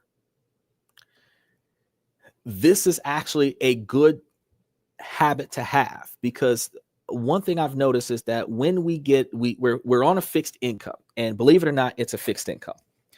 The difference between the fixed income that people understand from the traditional sense of you're getting a limited quantity of money from Social Security, a limited quantity of money from veterans, a limited quantity of money from your IRA or your 401k, but that's a fixed amount of money. We are getting a fixed amount of money because the paycheck that you're getting, the hourly wage that you're getting, is the same fucking hourly wage you've been getting for the last 5 or 10 years. The only flexibility in your paycheck is whether or not you're allowed to work overtime, if there's a cap on overtime, or if you take unexpected days off. That's it. Versus getting called in on your day off on a regular basis. That's the only flexibility. But overall, you're averaging a fixed amount of money. Every paycheck, every other paycheck, every month, every year, you have about the same amount of money every year, 5, 7, sometimes 10 years. And then you get a raise. You get a promotion. And when you get that pay raise, most people celebrate by spending more money, because they have larger discretional funds. They'll buy a new car, finance a new car, which means now they have more bills to pay. They will buy a bigger house, finance the house, which means they have more bills to pay. They will do more things for their friends and family member, which means they're giving away more money, but they're still fucking broke. So if you're gaining more money, instead of upping your standard of living with your pay raise, you maintain the same standard of living that you have and take the extra money and redirect that to your savings engine. You were living without it before, so you won't miss it now. The side hustle accelerator is something that we're going to be talking about next. You want to speed this up like crazy. Get a side hustle and dedicate 100% of the income to your mini retirement fund. So if your primary job is covering your standard of living, you're living at about 80, 95% of your standard of living. You don't have much outside of that, but you do have a little extra time outside of that. Go find you something on the side that brings you in a little extra money, and that extra money goes directly into the fund. It could be anything: freelancing, walking dogs, selling stuff online, Uber, Lyft, affiliate marketing, anything that makes more money than you invest into it. That extra money goes directly into that fund.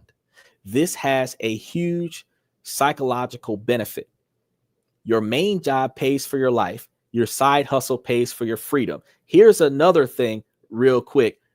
If you're in a relationship with somebody where you was maintaining a standard of living and that person has the extra capital, I told you guys, y'all could do this with a trust. Y'all could build a trust where the trust is dedicated to this. But the fact is that if you have that extra income coming in from a second person in the household, that extra money can go towards this right here. So instead of spending more money because you got more money coming in because there's extra income in the household, you invest more money and maintain the same standard of living. This takes us back to when I told you guys an hour and a half ago that you could become millionaires in 10 years by doing stuff like this.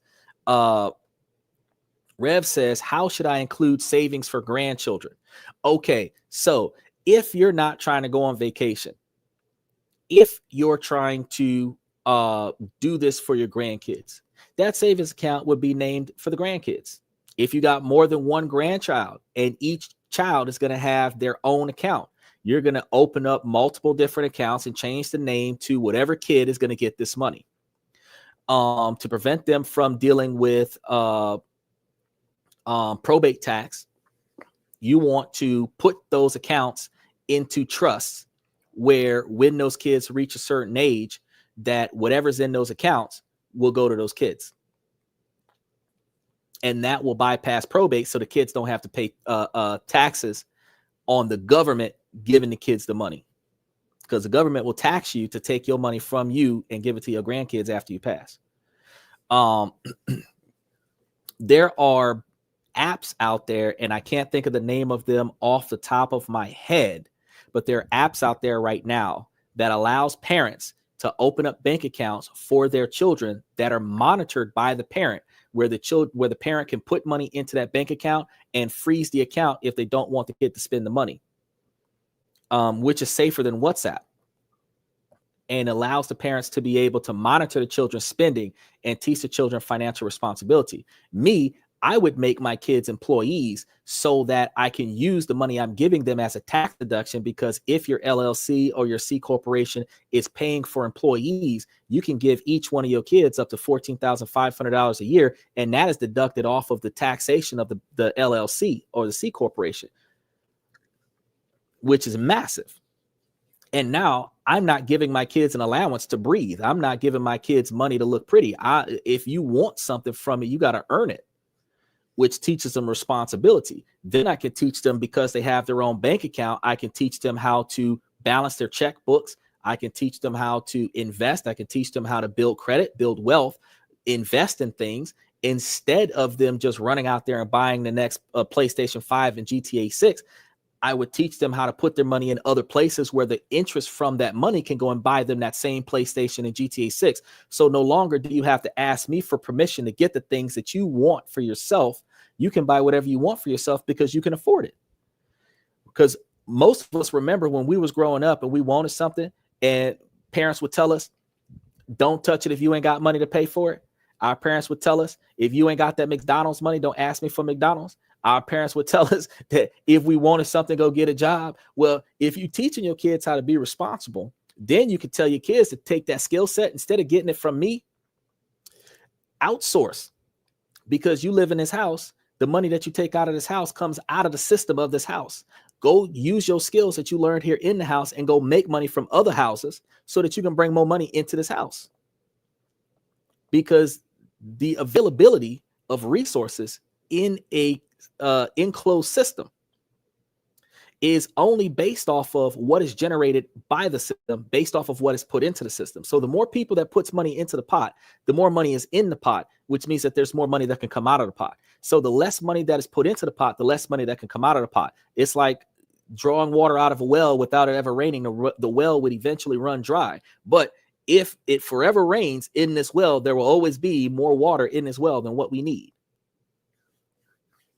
So you can definitely do this method to set up money aside for your grandkids. You can use this method to put money into stock options and then have those stock options issue dividends to the grandkids. You can, like I said before, put this into a trust. And then when you pass, the grandkids, when the kids are adults, because one of the things I've noticed, it doesn't matter if it's a man or a woman, people with children take the money that is intended for the kids and take care of their stuff, not the kids' stuff. The kid don't need nothing. School clothes, hygiene products, that's what you're supposed to be paying for the kid. Food. But the rent, the car, transportation to and from school, that's stuff that you supposed to be covering that as the adult. You're not supposed to be taking any type of money dedicated to the child and paying for any of that, because you would have been paying for that if you didn't have that child. The stuff that the child gets, medical care, that's what you're supposed to be paying for, stuff that would not exist if the child would not be there. And because adults will take money that is allocated for the well-being of the child and put that towards their own personal interests or covering a spread in any financial gap that they may have, I would put that money aside until the grandchild is an adult. So when the child is 18, 25 years old, living on their own, then they can come and get this money. That way, whoever's got them right now don't get none of it. The child gets all of it, which allows the child to hit the ground running, because instead of the child living off of whatever's left or starting their adulthood in debt or in the collection agencies because their parents use their names to bypass the three major credit agencies, the fact is the kid could hit the ground running because you would teach the kid how to invest, how to save, and then give them money where they're not going to waste it on frivolous things. So this stops you from inflating your lifestyle every time you earn money. By sending every single dollar from that second income stream into your freedom fund, you can slash your savings timeline from years to months. An extra $500 a month is another $6,000 a year. Enough for several months of living in a cheaper country. And I give you guys every Wednesday a different country that you could potentially live in that is extremely affordable. And you might even find you a traditional wife while you're out there. Step 4, the windfall rule. Anytime you get unexpected money, a tax refund, a bonus, a cash gift, it has one destination: your mini retirement high interest saving account. This takes discipline, but it's one of the fastest ways to get there, because this fund is not your emergency fund. Your emergency fund should be built separate from this. And once you have reached a satisfactory emergency fund, most people stop putting money into their emergency fund and start reinvesting their money into investments until an emergency occurs. Then they start replenishing that emergency fund. This fund right here is not your emergency fund. So you're going to be putting money aside for both. So if you can put away 15 or 17%, and you have to divide that, where you got to put 7% towards this and 7% towards your emergency fund, so that if in the event you have an emergency, you're only dealing with the emergency fund, you're not dealing with your vacation fund, your retirement fund, then do that. But that's why this takes discipline. But it's one of the fastest ways that you're going to get there, because a $2,000 tax refund could be the difference between leaving in December or leaving in September. Combine these 4 things: the mindset, the automation, a side hustle, and the windfall rule, and you've built a relentless engine that's working for you 24/7. It turns the fuzzy dream of taking time off someday into a real project with a real timeline. It's no longer a matter of if, but when. Okay, your savings engine is running. Now it's time to optimize the money and actually live on it. This is the part where people think it gets painful. They picture a sad life with no social plans and endless sacrifices. That's not this. This pillar isn't about traditional restrictive budgeting. It's about becoming the architect of your lifestyle. The goal is to free up as much cash as possible by cutting out things you couldn't care less about. This isn't about sacrificing the things that you want, need, and desire. This is about getting rid of the things that you forgot even existed. So you have more money for the things that you actually love. So if you've got a bunch of extra subscriptions that you don't use, you got that Pandora subscription, you've got that 5 or 7 different TV apps that you're paying for, Disney Plus and all this other stuff, but you don't use these things. You got a gym membership because you had a New Year's resolution that you were going to lose weight, but you don't exercise. Cut that stuff out. Cut that stuff out. Instead of trading your car in every year and getting another car and continuously paying notes on a car, buy that some gun out and get rid of that note. Own something. Typically, you should get you a really old car, 10, 15 years old. Own that bad boy because you can fix it whenever it needs to, whenever you got time. Buy 2 of them. Buy 2 cars that are less than $10,000 a piece and park one at the house and drive the other one. And when something goes wrong with your primary driver, you take the plates off of the primary driver, put it on a secondary driver, put that bad boy on the road, park the primary driver till you got some money to go and fix the primary driver. And you're only insuring one vehicle at a time because you only have to have insurance on any vehicle that has a registered license plate attached to it. Surprise. And not too many people think about stuff like that. But 2 cars at $6,000 a piece is $12,000, where you could have bought them in separate years and potentially utilize that as a tax write-off. But the fact is that if you bought 2 different cars in 2 different years, you got 2 different cars sitting at the house, one's being used, the other one's not. You don't have to have insurance on a vehicle that you're not driving.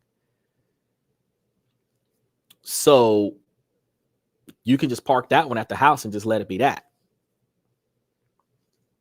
And people will say, well, yeah, that's a waste of money, but you don't need a cab. You always got transportation and you always got a backup plan. And that is a lot cheaper than $500 a month for the note for a new car that's going to cost you $12,000 in 2 years. And you're paying that for 7 years. The difference between having one car where if you miss 2 or 3 payments on it, they're going to tow it versus owning 2 cars and don't have any payments. Think about it now. Now, including your mini retirement, taking these strategies, the next thing that we're going to be talking about is the anti-budget philosophy.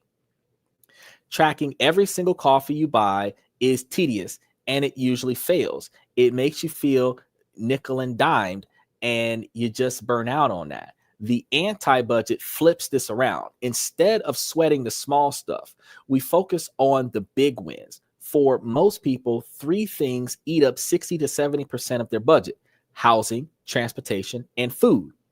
If you can optimize just these 3 things, you'll free up more money than a lifetime of skipping lattes. Housing. This is the big one. Ask the hard question. Could you get a roommate for a year if you need to? Move to a slightly cheaper neighborhood. Try house hacking by renting out spare rooms. You got Airbnbs and other stuff like that. A 1-year commitment to lowering your biggest expense can be worth years of tiny savings. And if you plan to travel, you could even rent out your own place while you're gone and completely wipe out your housing cost, assuming that you're not renting from somebody that has a no sublease clause that they're actively enforcing. But if you can get a roommate and you're going to go out of town, they're going to cover the rent. You're good to go. The second thing, transportation. Your car is probably your second biggest cost. Between the payments, insurance, gas, and maintenance, it all adds up.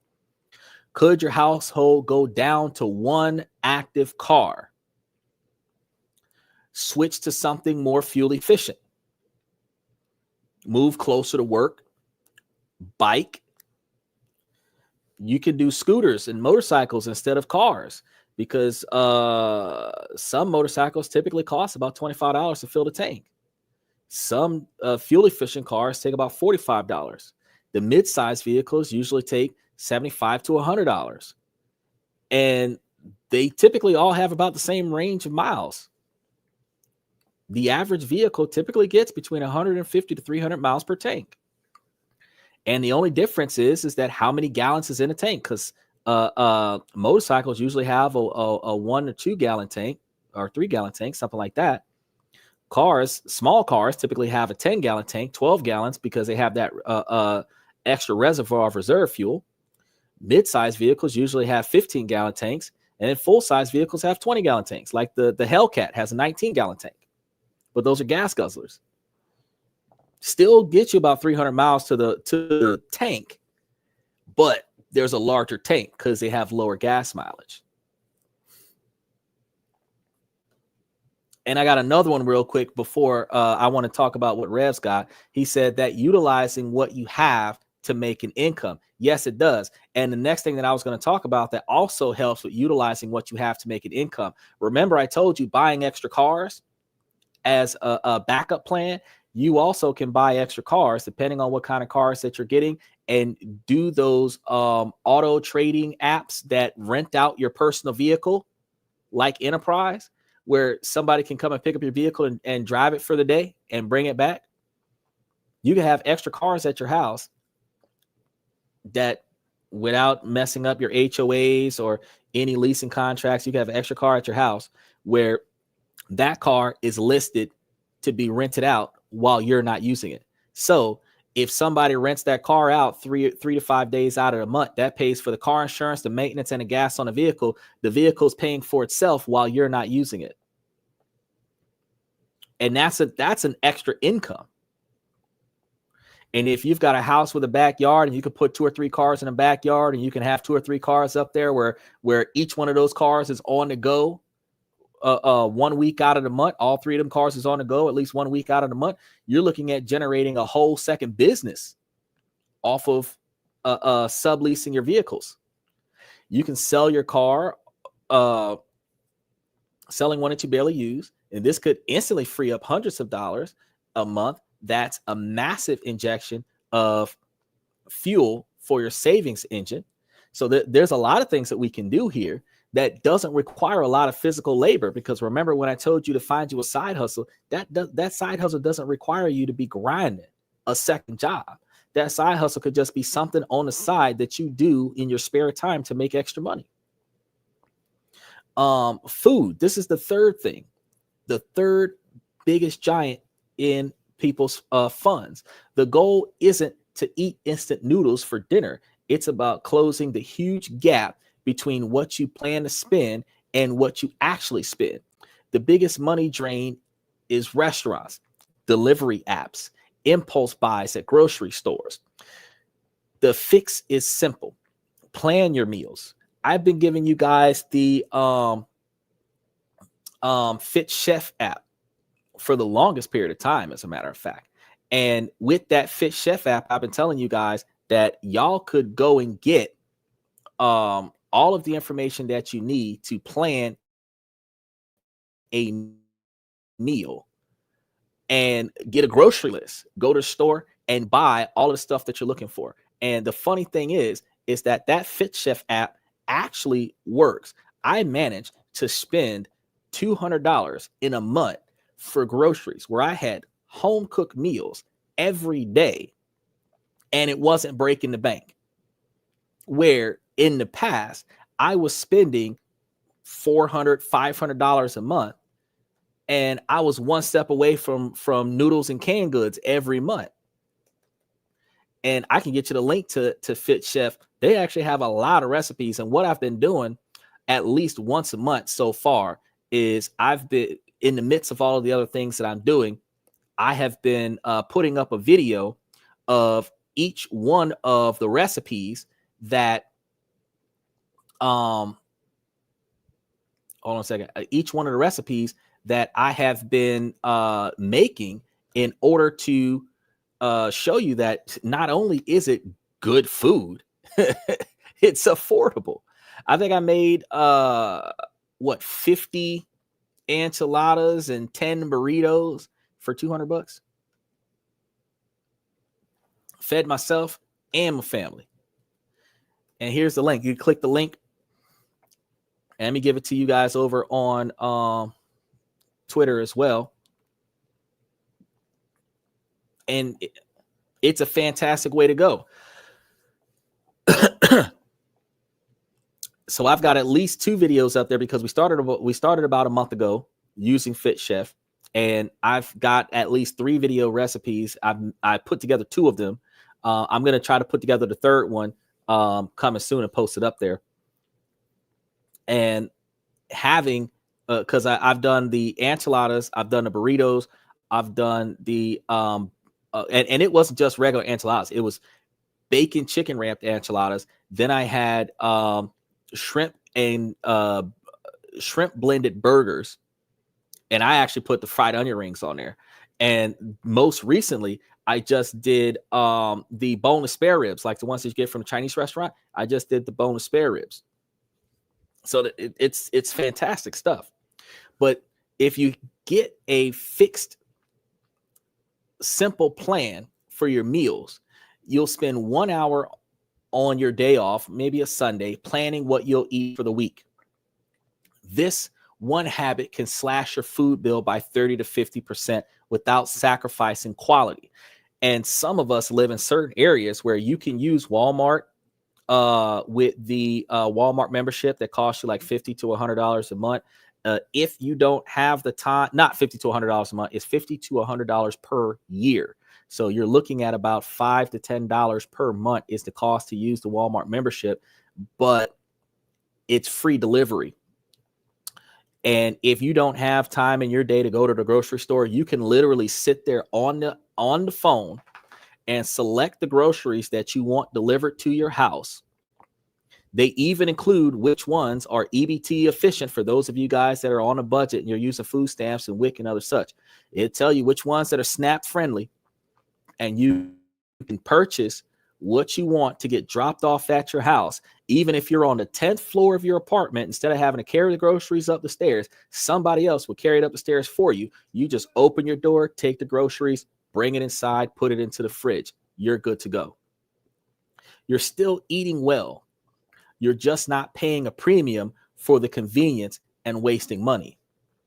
By focusing on these big 3, you're making a few smart decisions that have a huge impact instead of hundreds of small, draining ones every day. Then you can start thinking about, like I told you guys before, limiting the wasteful spending. Recognizing things that you don't need. You might be the kind of person that has the kind of lifestyle that requires a pack of cigarettes or requires a Black and Mild or requires a bottle of alcohol just to keep functioning. But you could also recognize moderation and say, well, instead of me buying this many, I can buy this many. I can do without. If I didn't share as many of my cigarettes with the people around me, I could probably have my cigarettes go further. If I didn't break off the people that hang out with me with each one of these bottles, my bottles will probably go a lot further. There's ways where you can still maintain your habits, but you can maintain your habits more responsibly. Because when you one of the things that my mother used to tell me is don't have a habit that I can't afford to support. And then also, people with habits subconsciously don't feel comfortable with enjoying their habit by themselves. So if you have the same habit as somebody else, that's what makes you habitual friends. You end up hanging out with them because they want to party, not because you're a party animal, because they want to party. They will pay your way so that they're not partying alone. They will pay for your drinks so that they're not drinking alone. They'll pay for your smokes so that you're not smoking alone. If you are the person that's enjoying the entertainment so that the other person doesn't do it alone, you're saving money. But if you're the person that's spending money on the extra person to hang out with you, you need to stop and think about, like, you could do this by yourself. Pop in some Netflix and smoke less, drink less, and save you a little bit of money. Now, plunging the financial leaks. Once you've handled the big 3, you can look for smaller leaks. the subscription audit every few months. Print out your bank statement. I actually set my online banking to notify me when a transaction occurs. Most of my transactions are manual. You are going to set up the automatic bill pay to automate taking money out for your savings. Some people are going to have automatic bill pay because it gives you the incentive of a discount on the bill, but I still pay my bills in advance. So the automatic bill pay never kicks in. But if you're paying attention to every time you make a transaction, then you grab a highlighter, you will be able to shock yourself at what you find. I had one time, I got a discount on a hotel, and then it charged me the difference. So it was supposed to give me $15 off of the hotel. No, it was supposed to give me $25 off the hotel for a $15 charge. I thought it was a steal. I canceled the membership because I only used the thing once. They charged me an extra $25. I'm like, I had to call them back. Like, what are you guys doing? And they're like, oh, it's the membership. No, the membership was $15 and I canceled the membership. So by paying attention to the transactions, I was able to not only get back to $15, I got $25 back. So I actually saved $40 on that hotel because I paid attention. That free trial turns into a $15 a month scenario. You got to back out of those at all times. The streaming services that you haven't watched in 6 months, cancel them. All ruthlessly shutting down stuff that you don't need. The 72-hour rule. This is going to be another thing that we're going to pay attention to. For any non-essential purchases over, say, $100, create a mandatory 72-hour cool-off period. See a new gadget you want? Don't buy it. Put it in your online cart and walk away.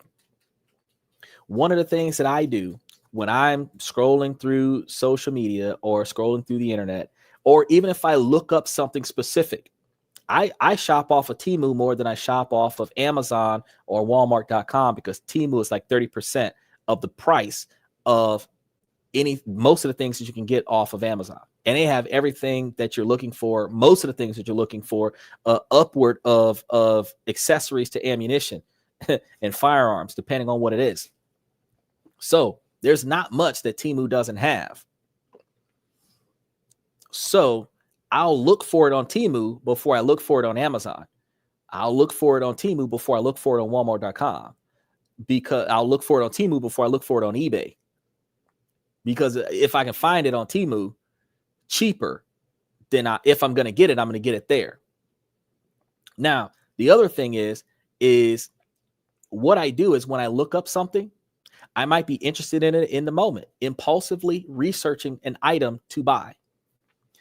What I do is I will share the link of that item to myself in a text message. I literally have a text message thread of me talking to myself that has everything that I have impulsively looked into over the year. If I really want that item more than, for me, it's like 6 months ago, 9 months ago. If I really want that item still, I will scroll through those text messages, find that item and buy it. But I have to find active, regular usage to make that purchase. If I can't find active, regular usage to make that purchase, it's a waste of money. So I'm not going to buy it. If it's something that I can buy, entertain myself for 5 or 7 days, and then it's going to collect dust and take up space in the house, I'm not going to buy it. But if it's something that I can actively use every week or every month, every year, it's going to continue to serve its purpose years down the line, then I might get it. If you still truly need it 3 days later, fine, get it. But most of the time, the impulse will vanish and you've just saved that money for your freedom fund. And I can tell you 99% of the things that I take a link to the item I was going to buy and send it to myself, 99% of the things I end up not buying. The stimulation that you get from looking at an item, desiring the item, selecting the item for later purchase can actually satisfy your window shopping mentality without actually having to impulse buy. One of the things I also did was I did not connect my cell phone to any of my banking options. So I can't, with the touch of a button, auto purchase something. I have to go find my wallet, which is on the other side of the room. I got to turn on the light. All of this extra effort I got to put into making this purchase, which discourages me from making that purchase. Then the money that I have access to is not on the card that's in the house. I have to contact the bank and redirect the funds. The difficulty to gain access to spendable capital discourages you from wastefully making impulse decisions. Now, value-based spending. Now, that's not the emergency fund. The emergency fund is readily accessible for an emergency, but the fact is that the emergency fund needs to be in a safe somewhere where you only go there when it is a life or death situation. Totaled cars, external bleeding, internal organs on the outside of the body, bones on the outside of the body, hospital bills, jail time. That's what money is supposed to be in an emergency for. Pain and suffering and property damage. That is what emergency funds are supposed to be for. Impulse buying on Prada going on sale, that's not an emergency. If you're looking at 12 hours from now, the sale is going to end and you're going to wait 3 days from now, the price is going to go up, you just don't buy it.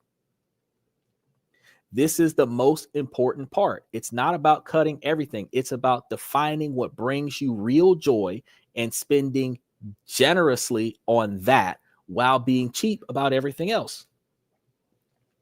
Love going to a concert? Awesome. Make that a priority. Buy the good tickets.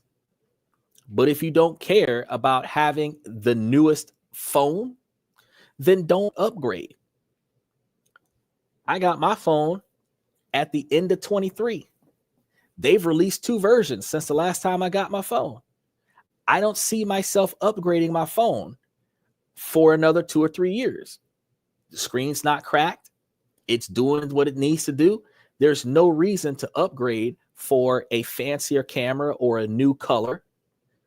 The iPhone and the Samsung series look the same now.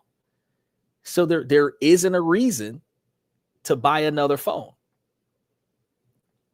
Love trying new restaurants? Great. Allocate money for it.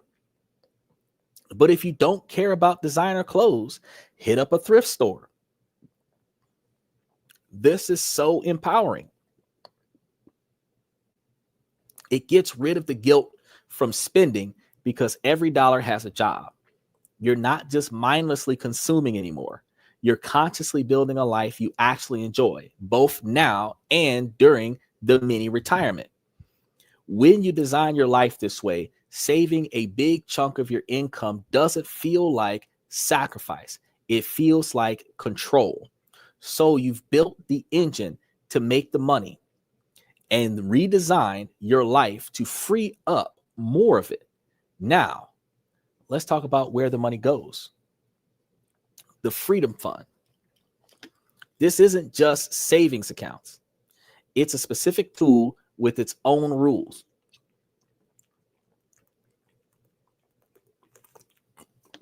Getting this right is the difference between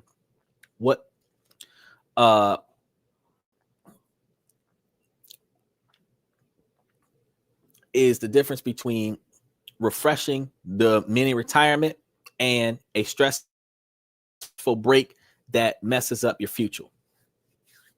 And this is what I was talking about with Shelly earlier. The sanctity of the fund is separation, because separation is power. As I mentioned before, your freedom fund must be in a separate account from your everyday checking and your main emergency.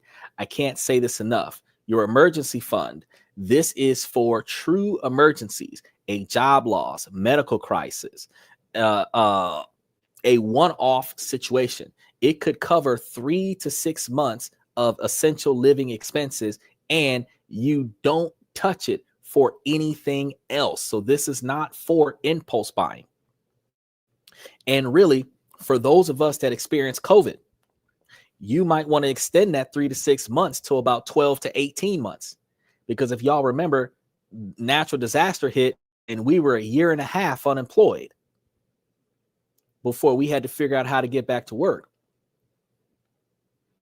If you're turning this 6 months into 12 to 18 months, you're covering a large spread, a very large spread. If you're in a relationship where you're covering 6 months and your partner's covering 6 months, if you're in a roommate situation where you're covering 6 months and your roommate's covering 6 months, you still got a year.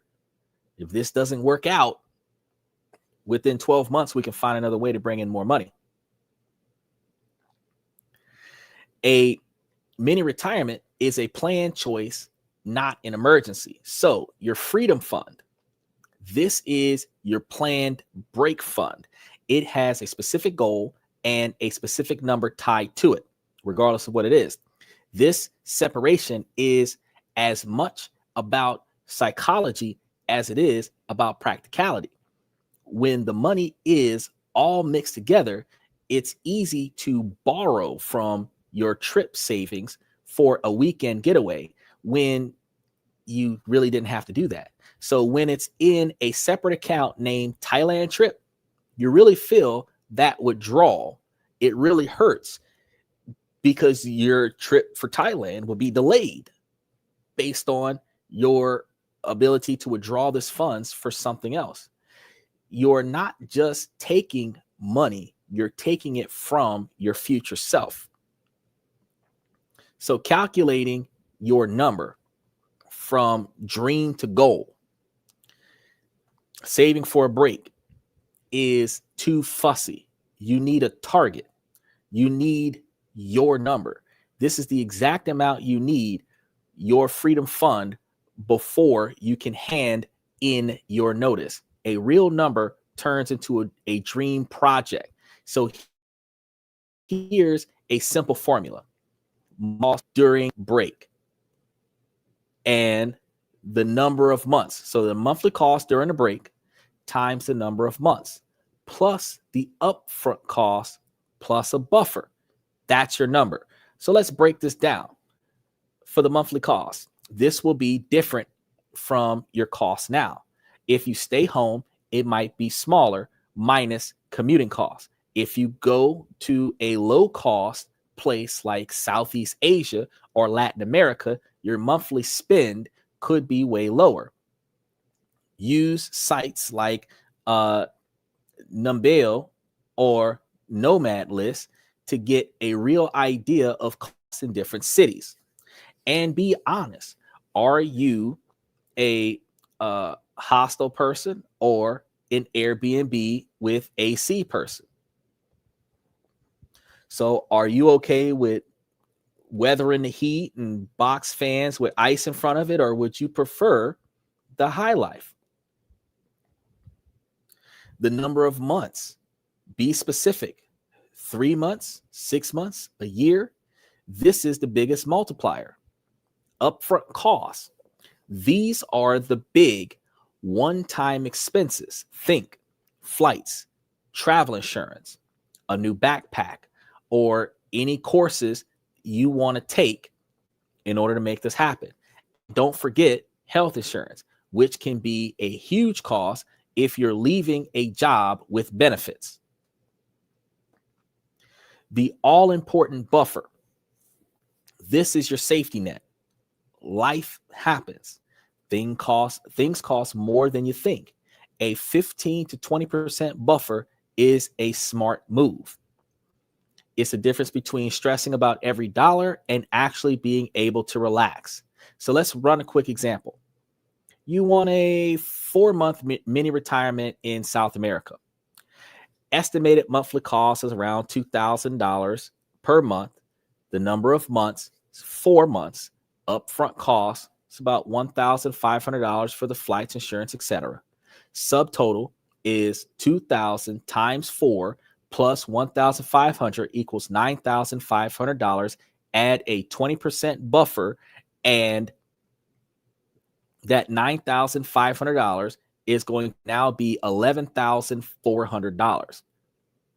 And this is extra money. Your standard of living in America is still going to be paid for, but this $11,400 that you're saving up for this trip, suddenly the goal isn't scary, abstract, bunch of money.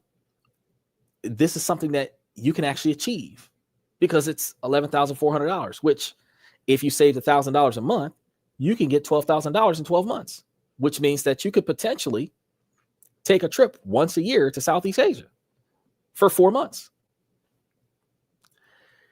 You can track your progress. You can see the finish line, and it is real. The cardinal rule is to protect your future self. This is the most important rule of all. Do not raid your long-term retirement accounts to fund a mini retirement. Do not touch your 401k or your IRA or whatever you have for the long haul. That is money allocated to something else. This, what we're talking about, is specifically for this. Taking a career break already has an opportunity cost. You're not earning, not getting an employer match. That's something that you got to deal with. That's a calculated risk, but pulling from your retirement fund is a double whammy. You lose the incredible power of compounding growth, and you'll likely pay taxes and penalties. It's a short-term fix for a massive long-term loss. A mini retirement is supposed to make your life better, not mortgage your future. By building a dedicated freedom fund from scratch, you make sure your long-term nest egg keeps growing, securing both your well-being now and your security later. Before we go on, we need to tackle this big, scary myth that stops most people from even trying this. These are the stories we'll tell ourselves to keep us chained to our desks. So let's tear them down. Myth number one. This is only for rich people. This is the biggest one. The truth is, affording a mini retirement isn't about being rich. It's about being a planner. It's about being intentional. This whole system is built for people with normal incomes. Someone earning $50,000 a year with a smart plan and a high savings rate is way more likely to do this than someone earning $150,000 who lives paycheck to paycheck. It's not about the size of your paycheck. It's about the size of the gap between what you earn and what you spend. Myth two, it will ruin my career. This is a huge fear, and it comes from an old-fashioned view of how careers work. In today's world, a planned break can actually boost your career. So many people come back to work refreshed, more productive, and with new skills. Think about it. You can gain new skills. You could use the time to learn a language and get a certification, or learn to code. All things that make you a more valuable employee. And people don't think about this. If you've worked in the same industry for the largest majority of your working life, it is hard for you to transition into a different industry because you have no work experience in a different industry, which you might be capable of, but you no longer are capable or willing to work in the previous history, the previous industry. Being able to take time away and enhance your skills gives you the ability to further qualify for a change of occupation or a promotion in your current occupation while preventing burnout. Burnout is what really kills careers. And just like I told you before, if you've got PTO days, sick days, vacation days, and you pile them all up with a couple of scheduled days off, in addition to, if you were doing 4 weeks out of the country, or like I said, if you had like 2 weeks of sick days and 2 weeks of paid time off, or 1 week of sick days, 1 week of paid time off, and 2 weeks vacation, that's 4 months. But if you have a good job that's giving you two weeks of sick days, 2 weeks of paid time off, and 2 weeks of vacation pay, that's 6 weeks. And you still got a job when you come back. A planned break is a strategic move to ensure that you can stay in the game for the long run. Special shout out to Chris Samuels. He says, how can I tell if this cute guy at my gym is gay? Ask him. First of all, if you are, this is what you do. You approach the guy.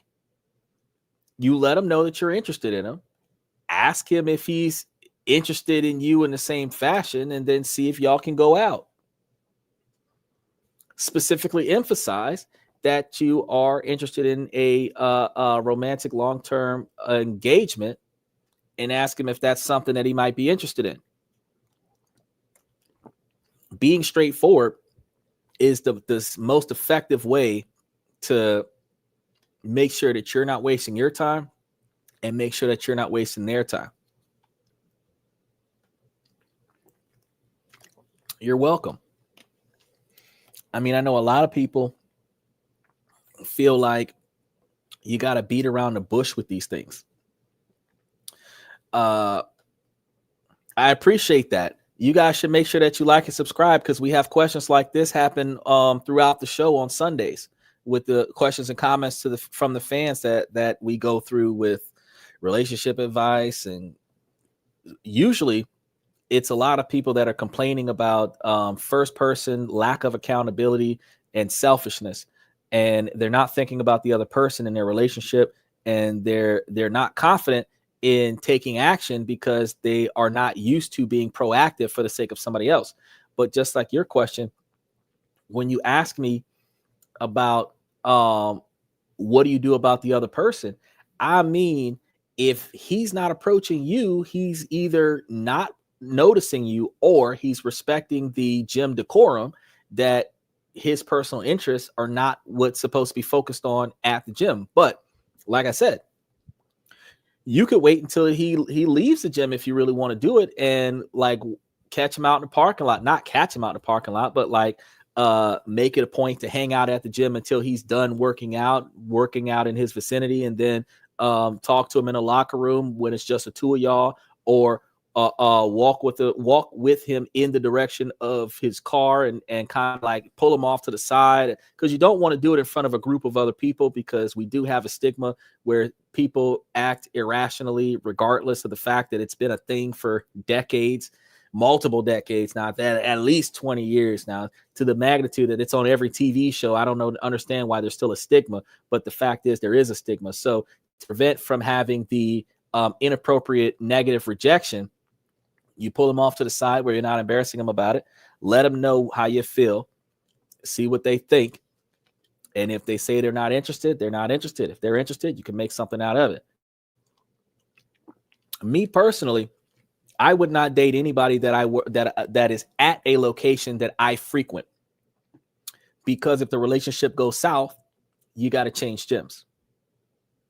So if you guys do hit it off, everything's fine. You'll be working out together, blah, blah, blah. But then if the relationship goes south, y'all have to go to the gym on different days, different times of the day, or you got to change your membership. So I would, if I'm working out at this specific gym, no matter how attractive they are, I am not trying to date anybody at this gym. That's my thing. And another thing is that if I'm dating a gym rat, I'm not taking them to my gym. I'll go to their gym, but I'm not taking them to my gym. Because again, what you hold for yourself should be exclusive to yourself. And then the things that you hold for your partner, for entertainment and other such, that stuff should be exclusive to other people. Your personal self should not be intertwined with what you're doing with and for other people, because when you decide to separate, or when they decide to separate, your personal self will be split in half if you do not keep your sanctuary to yourself. So if that's your tranquil place, that's and it's not just a gym.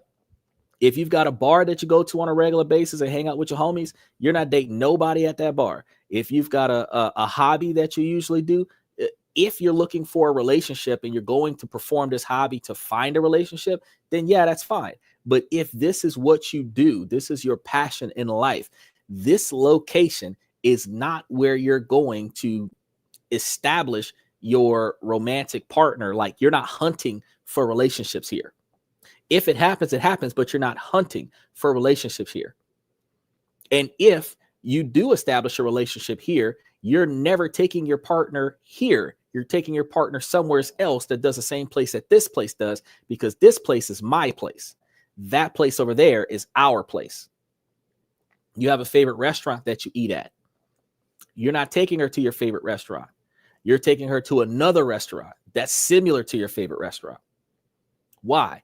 Because if y'all break up, you got the places that you normally go to when you're single, and you got the places that you go to when you're not. When you are no longer in a relationship, you should be capable of falling off the map, where your ex should not know where you are to find you, to harass you when you're dealing with a toxic relationship. Because when y'all bump into one another, it is not by coincidence. The intentionally went somewhere that you're normally at the time and date that you normally would be there, so that they could bump into you by accident. If they were not at your stomping grounds during the time that you be stomping on them grounds, they would never cross paths with you. So if you keep your personal stuff that keeps you together separate from any other engagements, you'll never have to worry about, you know how they say don't poop where you eat, right? So every time you hook up with somebody and it goes south, that turns into poop. You're not trying to eat in the same spot. So you chase relationships in different locations. You enjoy your peace and tranquility in this situation. That would be my recommendation for you. But if he's cute and you really like him, ask him out, see what he says. Now, this strategy of getting yourself an early retirement, it's going to give you clarity. The time away from the daily grind will help you figure out what you actually want. And many people come back and switch to a role or switch an industry where they're way more passionate about the new change. Of course, there are risks, but you plan for them. You keep in touch with your network, which is why I gave you guys tips and tricks on how to build a better network. Then you will have a good story for your resume gap, and you frame the break as a deliberate choice that made you better, more interesting candidate for the job. Because if you didn't know, nobody can quit a job, go to a new job, and say that they're trying to get a job with the competitor because they hate their last job or they got fired. If you have anything negative to say about your competitor, they're not going to hire you. So if you quit your last job because you went to Thailand and you're coming back, you're learning something new, you're coming back and you're starting a new job somewhere else, there you go. Myth 3, it's just an irresponsible extended vacation. That's what Sally was talking about earlier. This is totally missed points. A vacation is a short escape from your life. A mini retirement is a long-term investment in your life. It's a deliberate act of life design. It's a change to do the things that the 9 to 5 grind just doesn't allow for. Maybe it's a passion project. If you take this break where you're finally writing that book that you wanted to write, or a rest and recovery break where you're able to heal from the burnout, or a family break to spend quality time with your kids or aging parents. Unlike a vacation, which is often about consuming, a mini retirement is about growth, restoration, and exploration. It's an investment in your health, your relationships, and yourself. So the return on that investment isn't a tan. It's a renewed sense of purpose and a healthier way of life. So after all that planning, what actually happened? I hit my number. It took about 18 months following this exact system. I was militant about automated transfers, redirecting funds. I took on freelance writing gigs at night. I got contracts in Asia right now. I'm over here actually teaching a whole bunch of people, helping everybody get into college. I'm doing all kinds of stuff with the ability and redirected myself away from a 9 to 5 gig. Actually, now that I think about it, I literally work 4 to 5 hours a day, 6 days a week, with one guaranteed day off. I've actually had 3 days off this week because the season has shifted. And my schedule is still locked in with a fixed income where I'm still making the money that I need to cover my standard of living, but I have more time off from work. So the extra free time that I have, I run this podcast. I optimize my spending like it was a sport. And then one day I looked at my Southeast Asia Freedom Fund and the number was there. So I gave my notice. It was terrifying and amazing at the same time. 2 weeks later, I was on a one-way flight, and those 3 months changed my life. So it was the complete opposite of the fluorescent lit, meeting filled life I'd left. I spent weeks learning to scuba dive in what I actually had a put up on the podcast where I was talking about how I was out there in the water scuba diving with a barracuda, trying to chase down a barracuda until I realized it was a barracuda.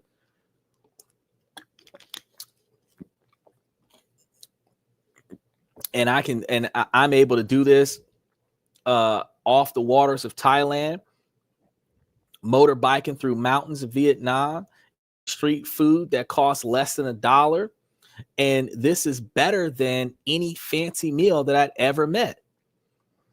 Read dozens of books, fill journals, and learn how to just be present without a deadline or an email hanging over my head. I wasn't rich. I was living on about $1,500 a month, staying in simple places and eating at local markets, but felt like the wealthiest person in the world because for the first time, I owned my time. And when I come back, the career fears I had were totally gone. Didn't want my old job back, and that was a good thing. The clarity I got made me realize I wanted a career with more freedom and creativity. I used the freelance writing that I'd done to save for the trip and to land a full-time remote job. And now I am able to work off of this laptop. The break didn't derail my career. It launched it onto a much better path. I went from living from paycheck to paycheck to talking to you guys about how to save and invest because I'm actually able to save and invest. That first mini retirement wasn't the end. It was the beginning. It proved to me that the system worked and that a different way of living was possible. So I've taken 2 more since then, each one funded by some 3 pillars, the same 3 pillars, and each one adding new layers of experience and perspectives to my life. Now with the system, I'm trying to bring the team, which means that there's going to be a larger capital set, and the system. And the reason why is because I'm putting everybody to work, and this is going to be constituted as a business trip, which means I get to write off the expense off of my taxes, which is the only reason why I would compensate for the team. Because I'm not going to just do this for the sake of, oh, I'm going to take my homies with me. Nah, fuck that shit. Pay for yourself. But if everybody that I'm compensating for is part of the business trip as a tax write-off, the profits that I'm making is offset by the money that I'm spending. And on paper, I'm not sending Donald Trump a bunch of money. The system I've shared with you isn't magic. It's a mix of financial discipline, being intentional, and believing that you deserve to enjoy your life now, not just in some far off future. The traditional path of working nonstop for 40 years, for a couple of decades of retirement, is a broken model. It was designed for a different time. We have the chance to design something better, a life that mixes work and rest, a life that values experience as much as promotions, a life where burnout isn't just something you have to accept. This whole journey started with one decision, the decision to believe this is possible for you. It starts with opening that separate savings account, that separate high interest checking account. It starts with that first automatic transfer, even if it's just $20. It starts with investing that into a high interest stock option. Like I gave you guys stock options that are paying between 18% and 22% interest. And if you're using a dividend rotation strategy, you're ending up with 168% interest over the course of the year. It starts with looking at your budget not as a cage, but as a blueprint for your own freedom. You don't have to be rich. You just have to be a planner. You just have to want it enough to build the system that will make it real. The time is going to pass anyway. You can either be in the same exact spot in 2 years, still just dreaming about it, or you can be 2 years into the plan that is actively and automatically building that life for you. The choice is yours. If this blueprint was helpful and you want more practical strategies for designing a life with more freedom, make sure you hit that subscription button. Follow us on Twitch. Follow us on Twitter X.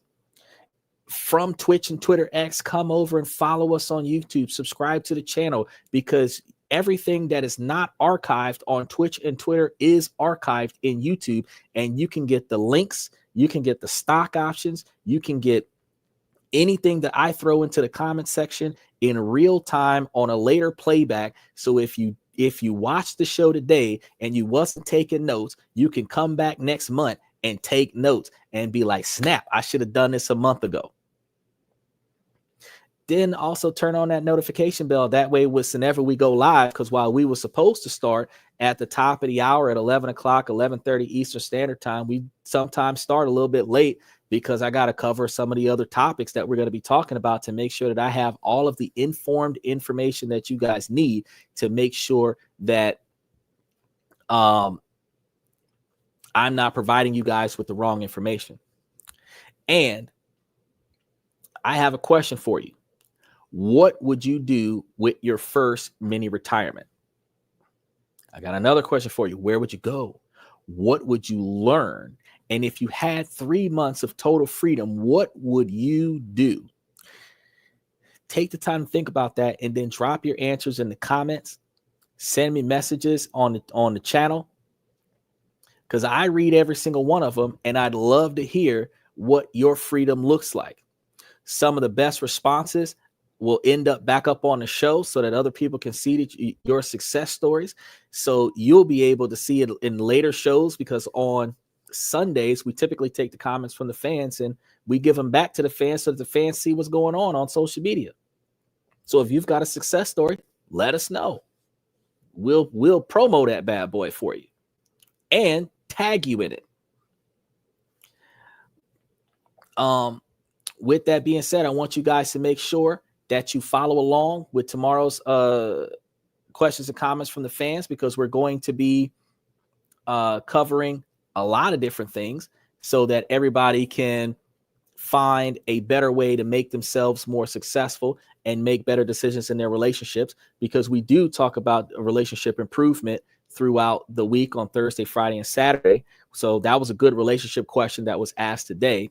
And then Monday, Tuesday, and Wednesday, we talk about how politics negatively impacts money and how to make money on Tuesday, and then how to make money and spend money and live well in different countries on Wednesday. So we put both aspects of life improvement, where financial improvement is coupled with personal improvement, so that together you have a well-balanced life. So if you have any kind of concerns, just like a special shout out to Chris Samuel one more time, if you have any kind of concerns in life on this and that, where we talk about this, that, and everything in between, feel free to ask, because sometimes your question is simple and all you need is a positive motivation to take action. And sometimes your questions are complex and it requires me to do in-depth research and make a whole show about your question. Either way it goes, I got you. Remember, ladies, as long as the situation doesn't make sense, I'm going to keep asking y'all to make it make sense. So ladies, please make it make sense. And then fellas, this is 75% male-driven podcast from the male perspective. I'm always going to provide you guys with the information that y'all need to make yourselves higher valued men by improving your character and your personality on one side. Your first person accountability and decision making on that one side. And then on the other side, helping you be more financially successful, because you are not just defined by your financial and social status. You're also defined by your character and your personal traits. I want to improve both of them. But the information that I provide to you guys is not exclusive to women. The information that I provide you guys also can benefit the women. So the fellas, y'all can get this information to make y'all better, or ladies, y'all can get this information to make y'all better. Notice Shelly, she told y'all, more often than not, the information I give y'all is fire, because this is stuff that y'all never thought about. And if you were to apply this, you might find yourself better off. It just depends on what you want to do. With that being said, I want to thank you guys for coming to This and That. I'm your host, Xander, where we talk about this, that, and everything in between. And I'm going to see you guys tomorrow night.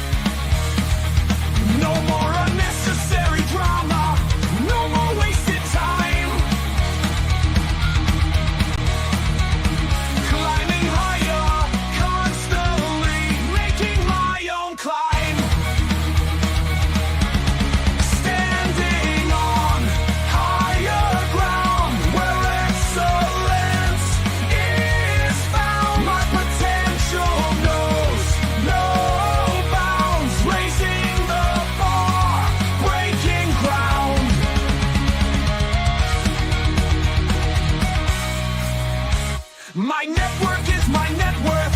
Choose your company wise.